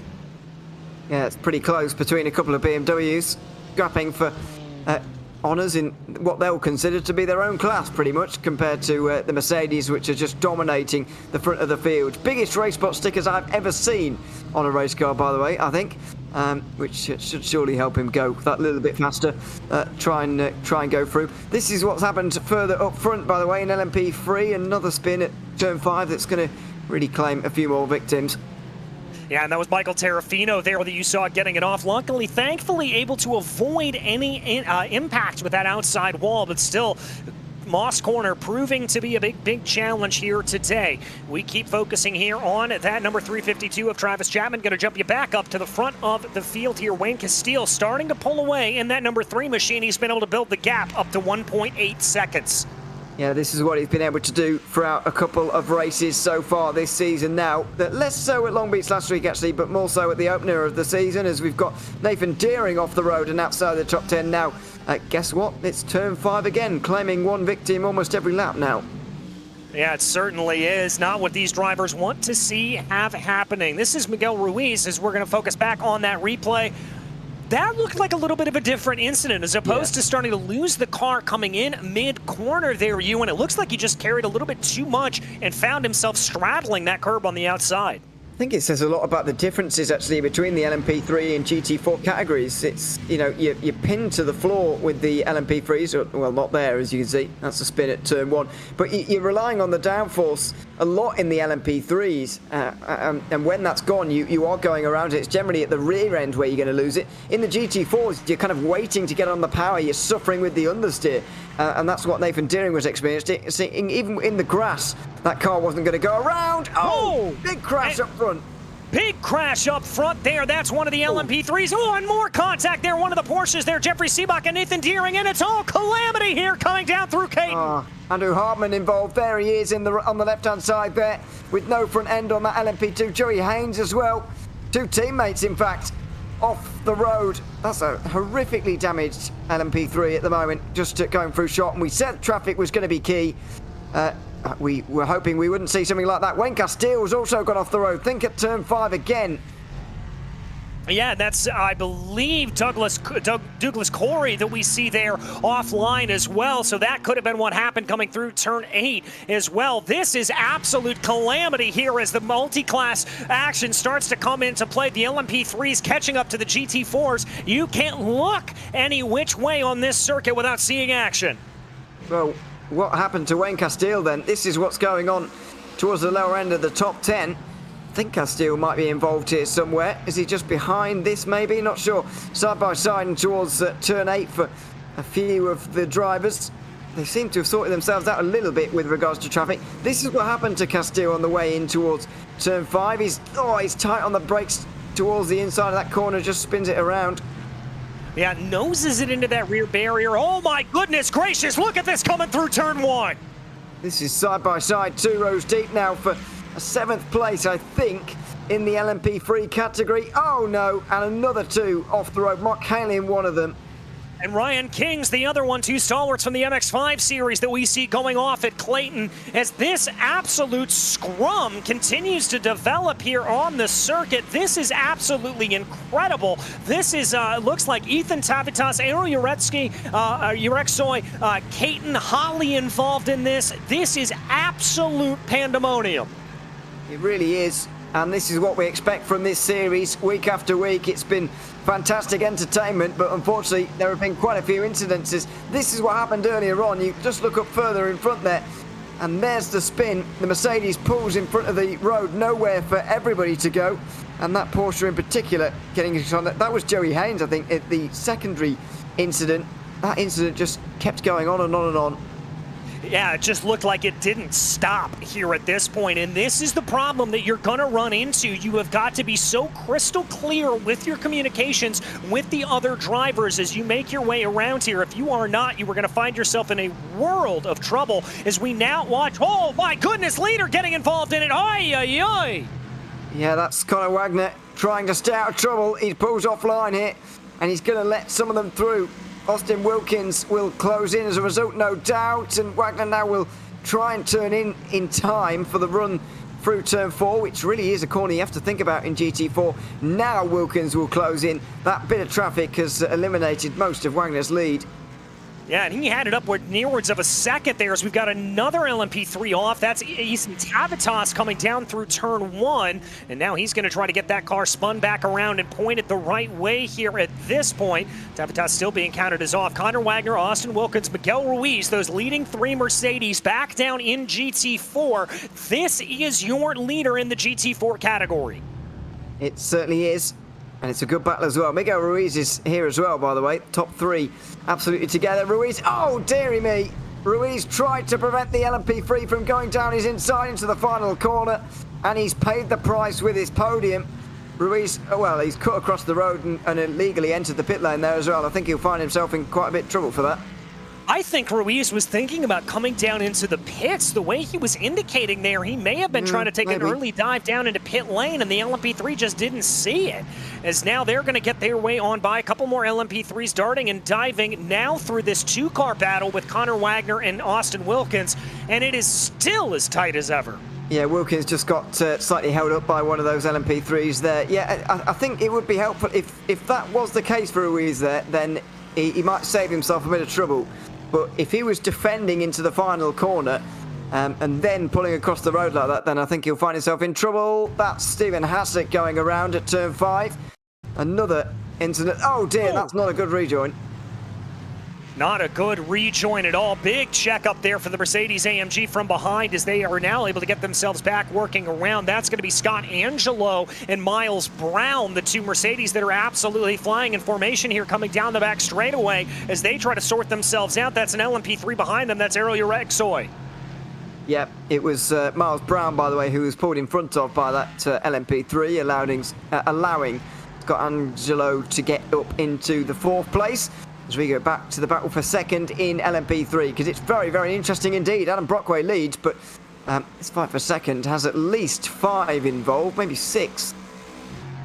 Yeah, it's Bergstrom, Barrios, Kerr, Lawrence, Castile, and maybe throw Darian Roy into this mix as well, as he's only about a second behind, and if these start to scrap here a little bit, he'll certainly be able to be pulled on into it. Right now, Austin Lawrence in that yellow machine, holding on in the middle of the pack. Looks like Michael Terrafino farther back down in the field has had another off. He's going to drop down the order into 19th overall. Let's see, though, here if Lawrence has got enough of a run on Floyd Kerr to be able to send a move down into the S's. He is not. He's going to stay in line for the moment.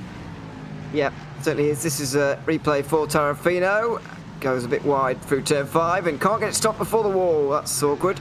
And there'll be a slight nose in there for him. But yeah, this is fantastic to watch for second in LMP3. Wenka still especially looking to recover after those incidents and get back up there again, because he will be losing points. He has won the first 2 races of the season, of course, but that incident won't have helped him. No, it certainly won't. And now as we enter back into, frankly, a little bit of a lull in the action because these LMP3s have not caught back up with the GT4s yet again, everybody can breathe a little bit. This is where you've got to, I think, just kind of focus in on running laps. I doubt we're going to see a lot of movement here from any driver because they know that the action is going to happen when you catch up to that slower field. It is, but I think Castile will want to get through these guys as quickly as possible, because let's not forget he's probably out of position. He was leading when he had problems earlier on, but now he's no longer. This is, oh dear, a spin for 2 LMP3s as they were going through the GT4 leading battle. Thankfully, Wagner and Wilkins were unaffected.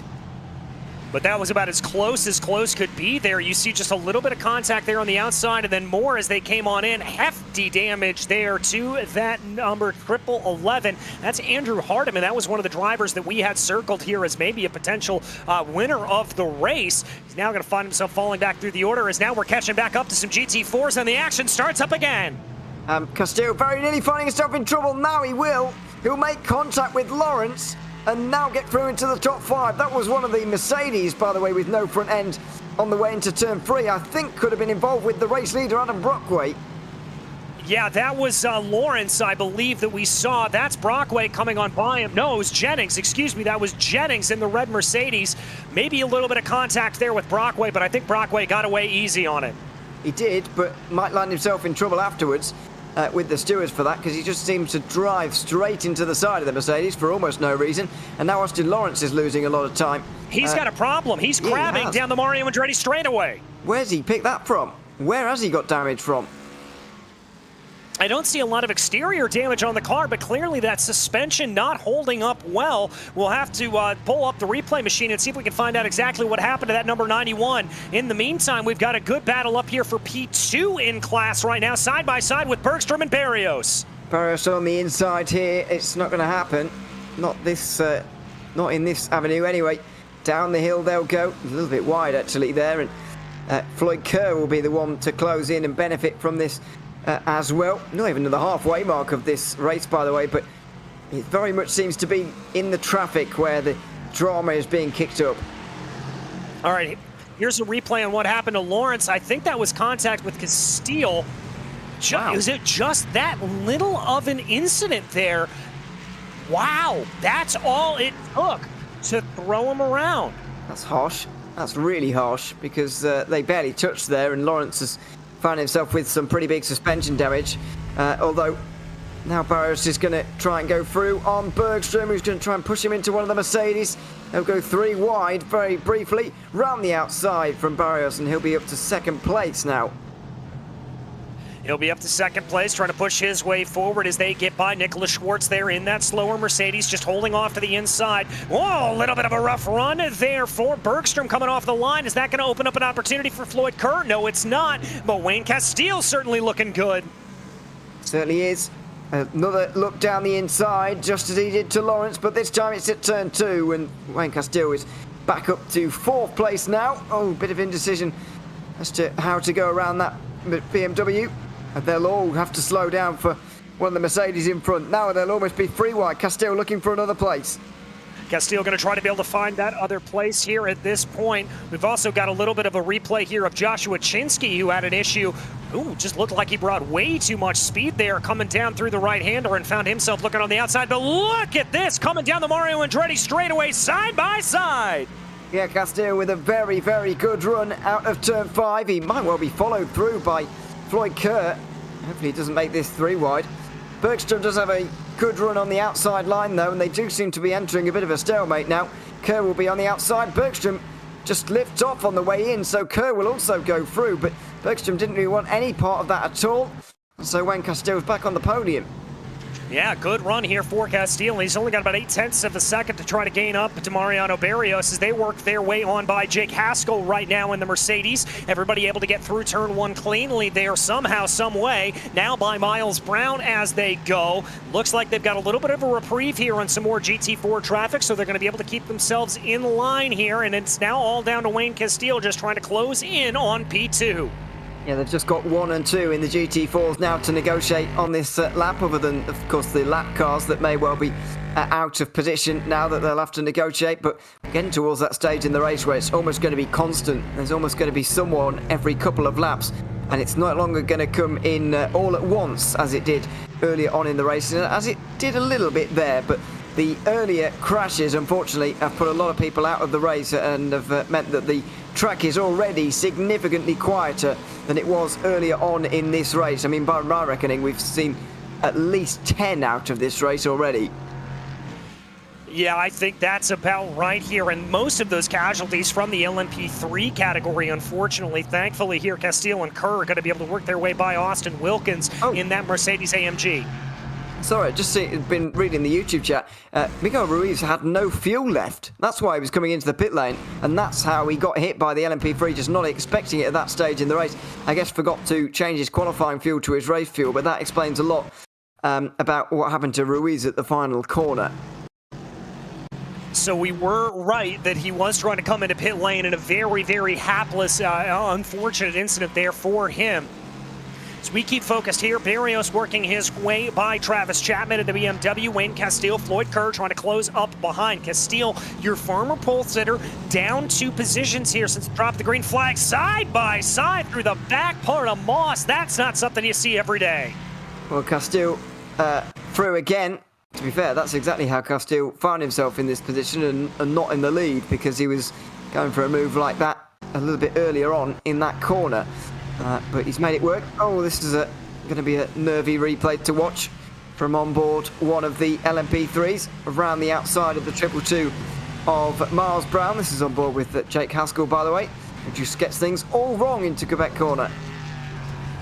Yeah, just getting it all wrong and having a big how you doing there with that outside wall. That's not going to help his body work whatsoever. 21 minutes or thereabouts left to go in this race. We're almost at halfway here at this point.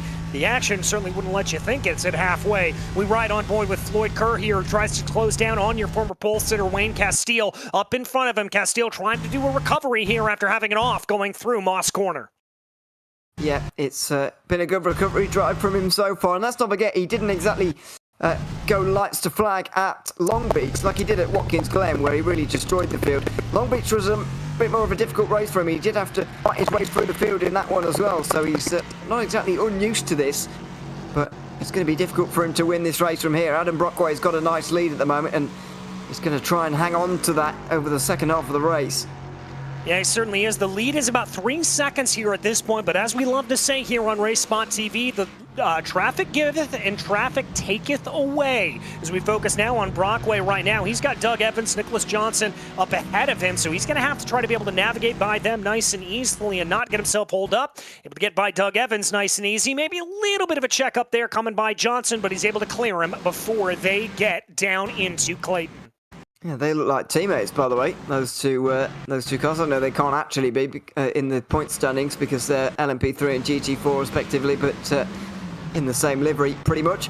The gap only just over 1 second, though. Mario Navarros has done a good job in closing in. Castillo and Kerr also being brought along for the ride as we hit the halfway mark now. How long is it going to be until pit stops start to affect this race?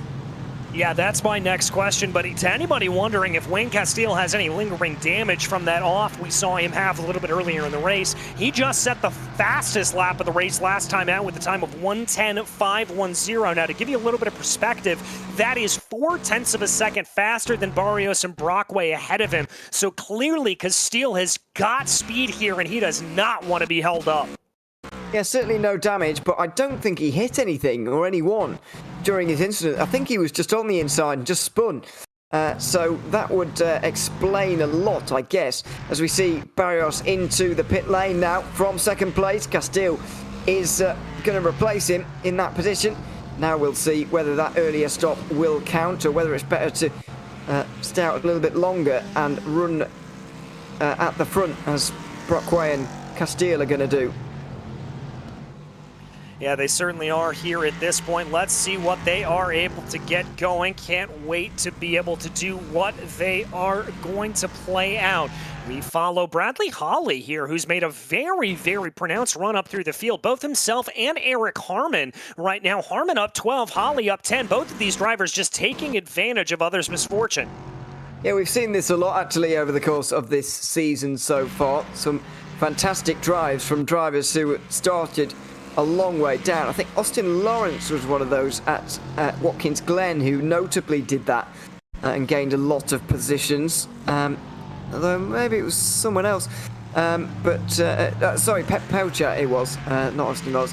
Pep Pelchat who gained, I think, upwards of 20 maybe in that race. This is similarly impressive from Harmon and Holly, who are now 5th and 6th in this race. But of course they've got to make their pit stops yet, and that's probably inflating their position by 1 or 2. It certainly is, as pit stops have begun to fire off here. Barrios, Bergstrom both down into pit lane. Also Floyd Kerr, the latest to come on into the pits from 3rd place. So there he is going to be there. We've seen pit stops at about 12 seconds being the fastest, so that'll be a good idea. There you can see Mariano Barrios, 30 seconds down pit lane, 11.9 in the box. See how that stacks up compared to the rest of them. It might not matter, to be fair, because Wayne Castillo is in the lead again. Adam Brockway has been overtaken by Castillo, and I think it must have been into turn 5. And that's a bit of a surprise, but already showing why he's won 2 out of 2 races so far this season. Yeah, certainly is. Just being able to put the hammer down here at this point. An absolutely incredible recovery drive from Castile, but Brockway hunting behind him here at this point. Not going to be able to get the move done. Let's take a look at the replay here, Ewan. Well, how's he going to make this work with Wagner there? Well, I guess they're going to dispatch him first and then down the inside into turn 3. Pretty textbook in the end, just waited for that open door on the inside line of Quebec corner. Made sure that he made use of it as well, but I don't think this job is just done for the moment. Wayne Castile, he's got to worry about Mariano Barrios, who pitted a little bit earlier, of course, and is currently not having to fight with anyone. No, he's currently not, and he's got about, let's call it 2.5 seconds up to Mark Kalin. P4 and P5 back down to the GT4 category, duking it out here at this point, going down into the S's as they ran their ways through the corner. That got a little bit hairy for them as they tried to sort themselves out. Able to get everything together. Good pass there. Yeah, nice pass, and they've stayed pretty close together, actually, Evangelo and Brown, for quite some time now. I expect that to remain the same as well, with nearly 10 seconds up to Alex Almeida in a pretty lonely third place, but I don't think he'll mind that, considering he's on the podium currently. And things have just started to just calm down ever so slightly in the last couple of moments. There many less drivers out there on the circuit, traffic a bit quieter, a little bit easier to pick off one by one, and so we're settling into a rhythm now. Yeah, I think we're finally starting to have that from the absolute frenetic running that we saw earlier on. Here is Bradley Holly in 5th place, as we said, working his way by one of the BMWs that you saw out on the circuit. He'll be able to move his way on by pretty easily, pretty cleanly there as he runs. He's going to be pretty happy to be able to do that. He's only got about 0.8 of a second to try to gain up to Eric Harmon. That is the gap that we see. One car looked like they had a little bit of an off coming down through Clayton, but no real concerns there. There's Harmon on your screen. Yeah, just ahead of Bradley Holly there. We're waiting now for these guys to come into the pit lane. The top 5 are yet to make their way in. Still 15 minutes to go for them to do so. Not many of the GT4 leaders have come in. So there's not much strategy going on there, but I'm very interested to see how this is going to stack up with Barrios now. Is Wayne Castile just going to continue in the lead here and take home another win? Well, we'll find out in about 15 minutes' time as we watch Bradley Holly. Oh no, coming down through the corner, just has to check himself up a little bit too more, and Holly spins the car around. And it's a game of avoidance for those behind as well. One of them being Barrios, another being Kerr, who all had to avoid on the run through turn 4 there. Just got wrong-footed a little bit by those GT4s. Got the first one down the inside. Didn't quite know where the second one was going to go. And that's how he got sent off course. And it looks like here the leader in the GT4 categories going to be stopping down into the pits. Wagner, Wilkins, Brown, and Angelo all coming in. So multiple drivers making that in. But very unfortunate there for Bradley Holly. As you said, coming down that corner, it's a bit blind as you come in. So very easy to get a stack up such as that. Oh, and Eric Harmon's now gone into the pit lane. That's how he's losing places, so that's not to worry. Just saw smoke at turn 5 and thought he was off the road, but everything's fine there. Yeah, we've got Eric Harmon into the pit lane then, and more traffic involved, but yeah, it's so tricky in the traffic. These LMP3s, pretty tricky to drive, or pretty new anyway. Maybe they'll get a bit easier as time goes on, but for now, still difficult to drive. Traffic still as difficult as ever as well. And that means that the incidents haven't stopped even as we enter the final third of this race. No, they certainly haven't. As we've got the leader down into pit lane, Wayne Castile going to bring the number 3 into the pits here at this point. Now, here comes the real test to see how he's going to stack up in regards to Mariano Barrios. Yeah, make sure you find your box and pit for the same amount of time, if not less time, than your main rival, Mariano Barrios, in the 17 there, currently running in 4th place. Will he be promoted to 3rd and ahead of Castile here, or will he be forced to do the work from behind? He's going to have to come from behind here because Wayne Castile is already rolling. Yeah, Castile already rolling out in the lead here of, well, in 3rd place, but what we anticipate will be the lead of this race. Castile looks like he's got about a 1.9 second gap, and he was able to be, interestingly, he was actually slower in the box than Barrios by about 0.6 of a second, but the lead had just been built up at that point. Exactly, yeah, clearly he's just quicker out on the circuit at the moment, and once again showing why he's won 2 races so far this season, going for a 3rd in 3. And would be obviously the second driver to do that tonight after Alexis Moisan early on. Not going to be the same in GT4. We've already had 2 different winners in 2 different weeks, but Conor Wagner could take his 2nd win of the season so far. Yeah, very well could. We'll have to see if Connor's going to be able to do that, holding that number 51 machine in good stead here as he runs after that pit stop with about a 4-second gap over Austin Wilkins and Alex Almeida. So looking pretty strong here at this point, it has to be said, for Conor Wagner. Just got to keep all 4 tires on the black stuff. But we've still got another good battle farther back in the field. The battle of the BMWs continues to rage on. Travis Chapman and Douglas Corey. Yeah, this is where we're going to now focus ourselves, I think, not necessarily for battles for the lead, but battles for other positions going on up and down the field. Good to see some of the non-Mercedes getting some results now, although that was a bit of an off moment through turn 2 for Douglas Corey. Oh, who's now hit by someone. It was Brockway from 4th. Wow. Oh, and Brockway was closing in there on the back of Mariano Barrios. It was within a tenth of a second when I had the last look at it, and now he's going to find himself well down in the order here, all the way down in 6th. Yeah, and disappointment really for a driver who led the race earlier on. Just needed to give a bit more space to the BMW here. Well, I say that, now I've seen it from that angle. Maybe the BMW just drifted away from its line on that occasion. Not entirely sure. We'll let the stewards settle that one, but not good news for Brockway, who's now outside the top 5 in a race that he was leading. Yeah, he's not going to be pleased with that, I can guarantee you. We give a little bit more love to Connor Wagner here, your leader in the GT4 category. Darian Roy comes into the pits from P2 in the LMP3 class right now. That will reshuffle when Castile back into the lead of the race here. Mariano Barrios about 3 seconds behind him, but it's Connor Wagner who's got a big gap. Oh, I think we've had a problem with P3 in the GT4 category. Alex Almeida is out of this race. Wow. A really quiet race from Alex Almeida so far, but unfortunately, he's not going to get his podium reward by the looks of it. Let's see what happens. It's going to be involved with traffic again, and he's trying to stay out of everybody's way now. Oh, he's already got damage at this point. Yeah, that almost looks like some kind of hardware failure, potentially, the way the car just kind of wobbled on the circuit. I almost wonder if his wheel came disconnected from his base there. That kind of issue may be what we see, and he was trying to just hold on to it by the stem of the wheelbase. I'm not sure that car wasn't already damaged when we picked up that replay. So yeah, there's another thing to go look at here. I think because that car to me already looked like it had suspension damage. As it was making its way down towards turn 4, I might have tried to keep hold of it, but just realised that wasn't going to happen. Scott Angelo will now be in that podium place. This is what happens.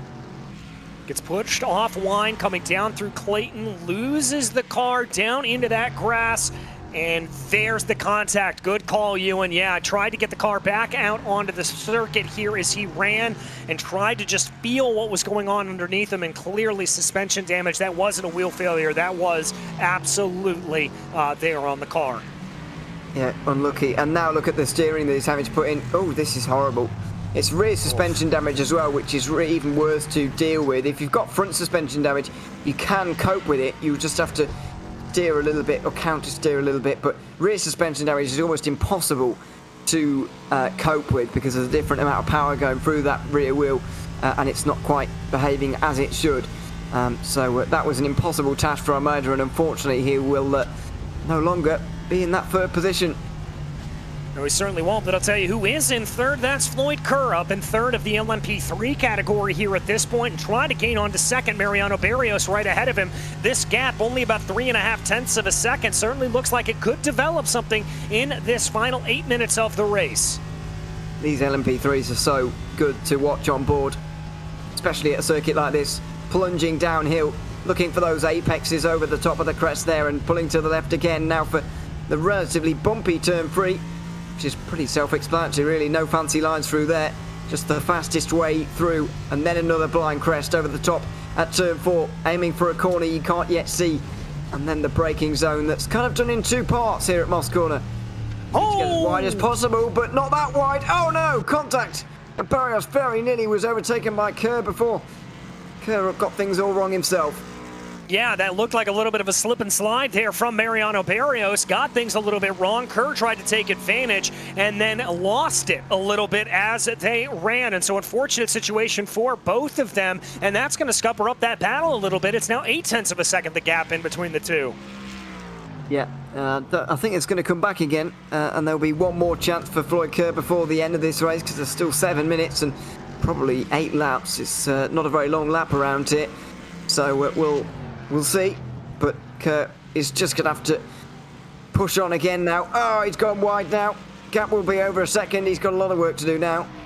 Yeah, he's got it all to do here in the final 6 minutes and 45 seconds of this race. Barrios going to have himself a little bit of breathing room as he runs, as the gap's now 1.2 in between the two drivers. But it doesn't look like their Kerr is letting anything to chance as he muscles his way by the Porsche there of Nicholas Johnson and just absolutely pushing as hard as he can.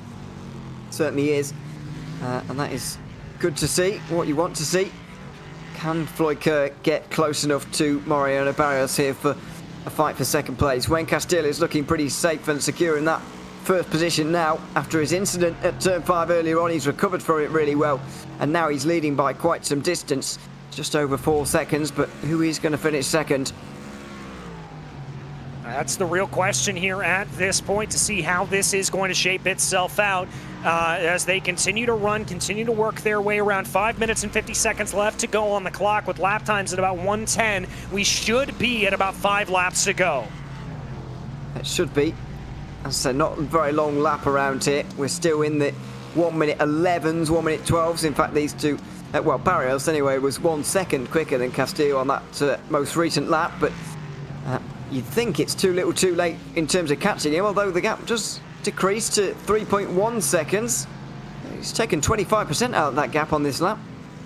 He certainly has, and as I look up the road here on Wayne Castile, he's certainly got some traffic he's got to navigate by. Big cloud of smoke there coming up through Moss Corner. I think that may have been a little bit of a problem with Vincent Generou and Bradley Holly up the road. So there is some lap traffic that they're going to have to deal with. This is a nice little battle here. Generou and Holly getting past there. Generou able to get on by him. Let's see if Holly's got a little bit of a response. Yeah, this is for 10th place. Last spot inside that top 10. Last spot inside the lead lap as well, by the way, because you can see Castile just behind. This could really stop the race leader in his tracks if these two battle right in front of him, and there'll be traffic in front of them as well. So it's not a position that Wayne Castile will really want to be in as they approach and they don't know which way to go. Have to split the difference there in that slower Mercedes AMG, barely able to get out of the way, thankfully are they, and now they're dipping and diving and ducking, coming down through the corners, and the leader, big wiggle there out of Bradley Holly, but that is Castile, that's the leader of the category coming up behind them. But look at the gap, it's below 2 seconds now with Barrios closing once again.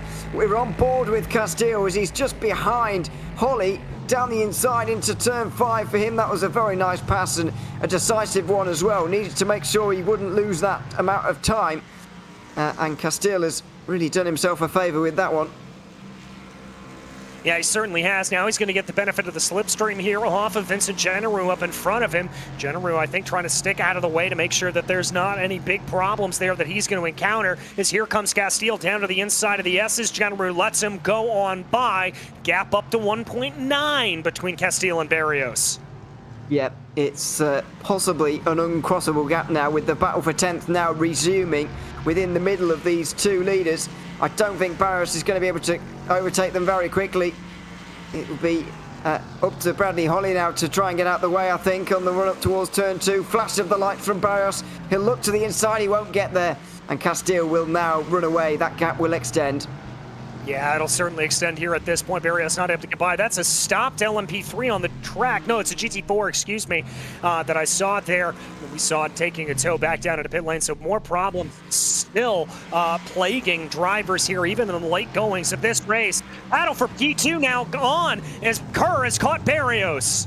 Yeah, Barrios can't find his way through, and now Kerr's on his inside at turn 5. He's not going to have the run out of Moss Corner, though, because he's so closely tucked to that curb. So Barrios will get in front of him again, and then slipstream games will now begin. The battle for 10th place happening right in front of this one for second, and now finally they'll get out of the way.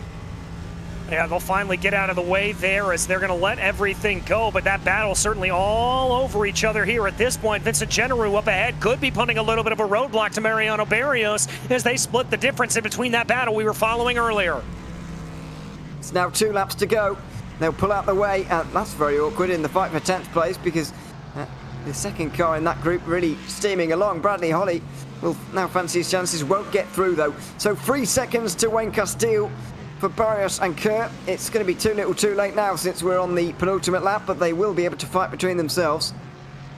They will be able to fight between themselves. Gets by Miles Brown there as they work their way down through Quebec, trying to see if there's going to be a little bit of a run here. Here comes a move for Kerr. Very close on the run down towards turn 4, and then he's on the outside at 5, and so that's not really going to help him. He'll want to use that wider entry there for a better exit, but Barrios has actually defended really well and will hold on to second as Adam Brockway overtakes Alex Bergstrom for 4th. Overtakes Alex Bergstrom for 4th, so everything's still shifting and shuffling here at this stage in the race. As we race up to the white flag here, we keep focused on this battle for P2. Yeah, 1 lap to go here. Castile with all the time in the world for his lap of honour. There is the white flag.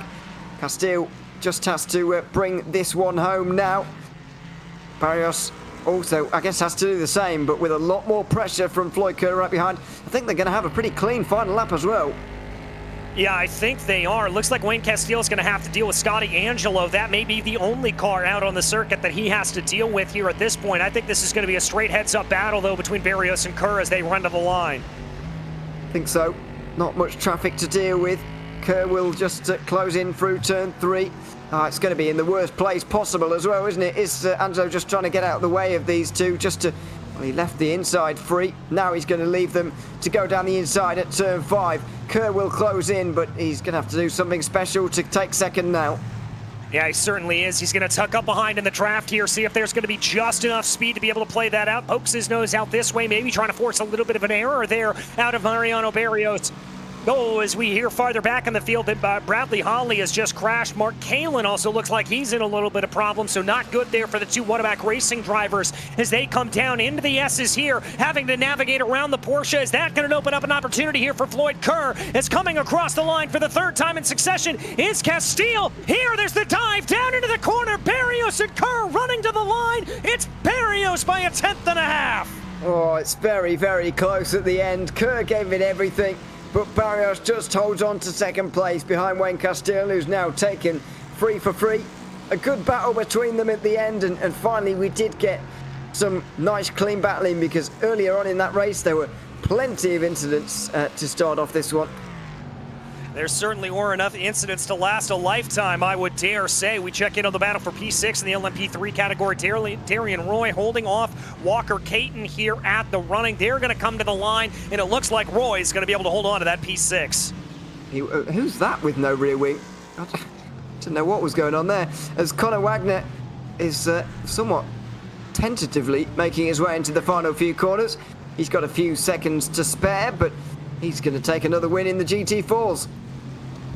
2 wins there for him in the GT4 category. We'll see him hold on to his lead in the championship. Conor Wagner taking it for Delta Sport OG. A commanding drive there for him. He's going to be very, very satisfied with that. We still wait for the rest there. It looks like Austin Wilkins and Scotty Angelo will round out your podium in that GT4 category. Want to give a little bit of love here to a few more drivers crossing over the line, but also want to give some massive credit to Travis Chapman, who ended up finishing 5th in class of the GT4 class in one of the BMWs. Yeah, that's fantastic to see. We always like to see, and so many cars damaged coming over the line here. Yeah, we always want to see a bit of variety up towards the front. The Mercedes were everywhere in qualifying. Glad to see a couple of BMWs having their day a little bit more in the race. In fact, the GT4 leaders got up to 14th overall there, Conor Wagner, despite the fact we had 23 LMP3 starters in this race.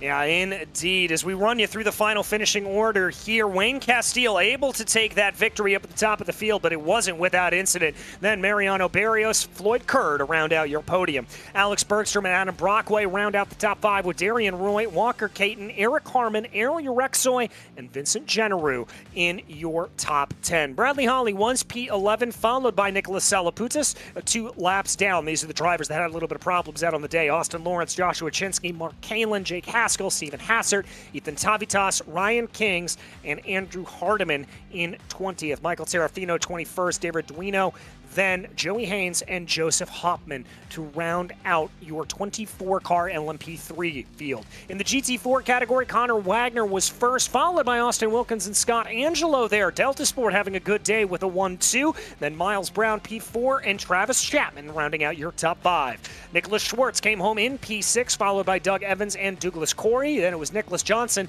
and Jeffrey Seabach in 10th place. 11th was William Brennan, followed by Miguel Ruiz, who had some good pace there early on, but as we saw and heard, had a pit stop problem that came back to bite him.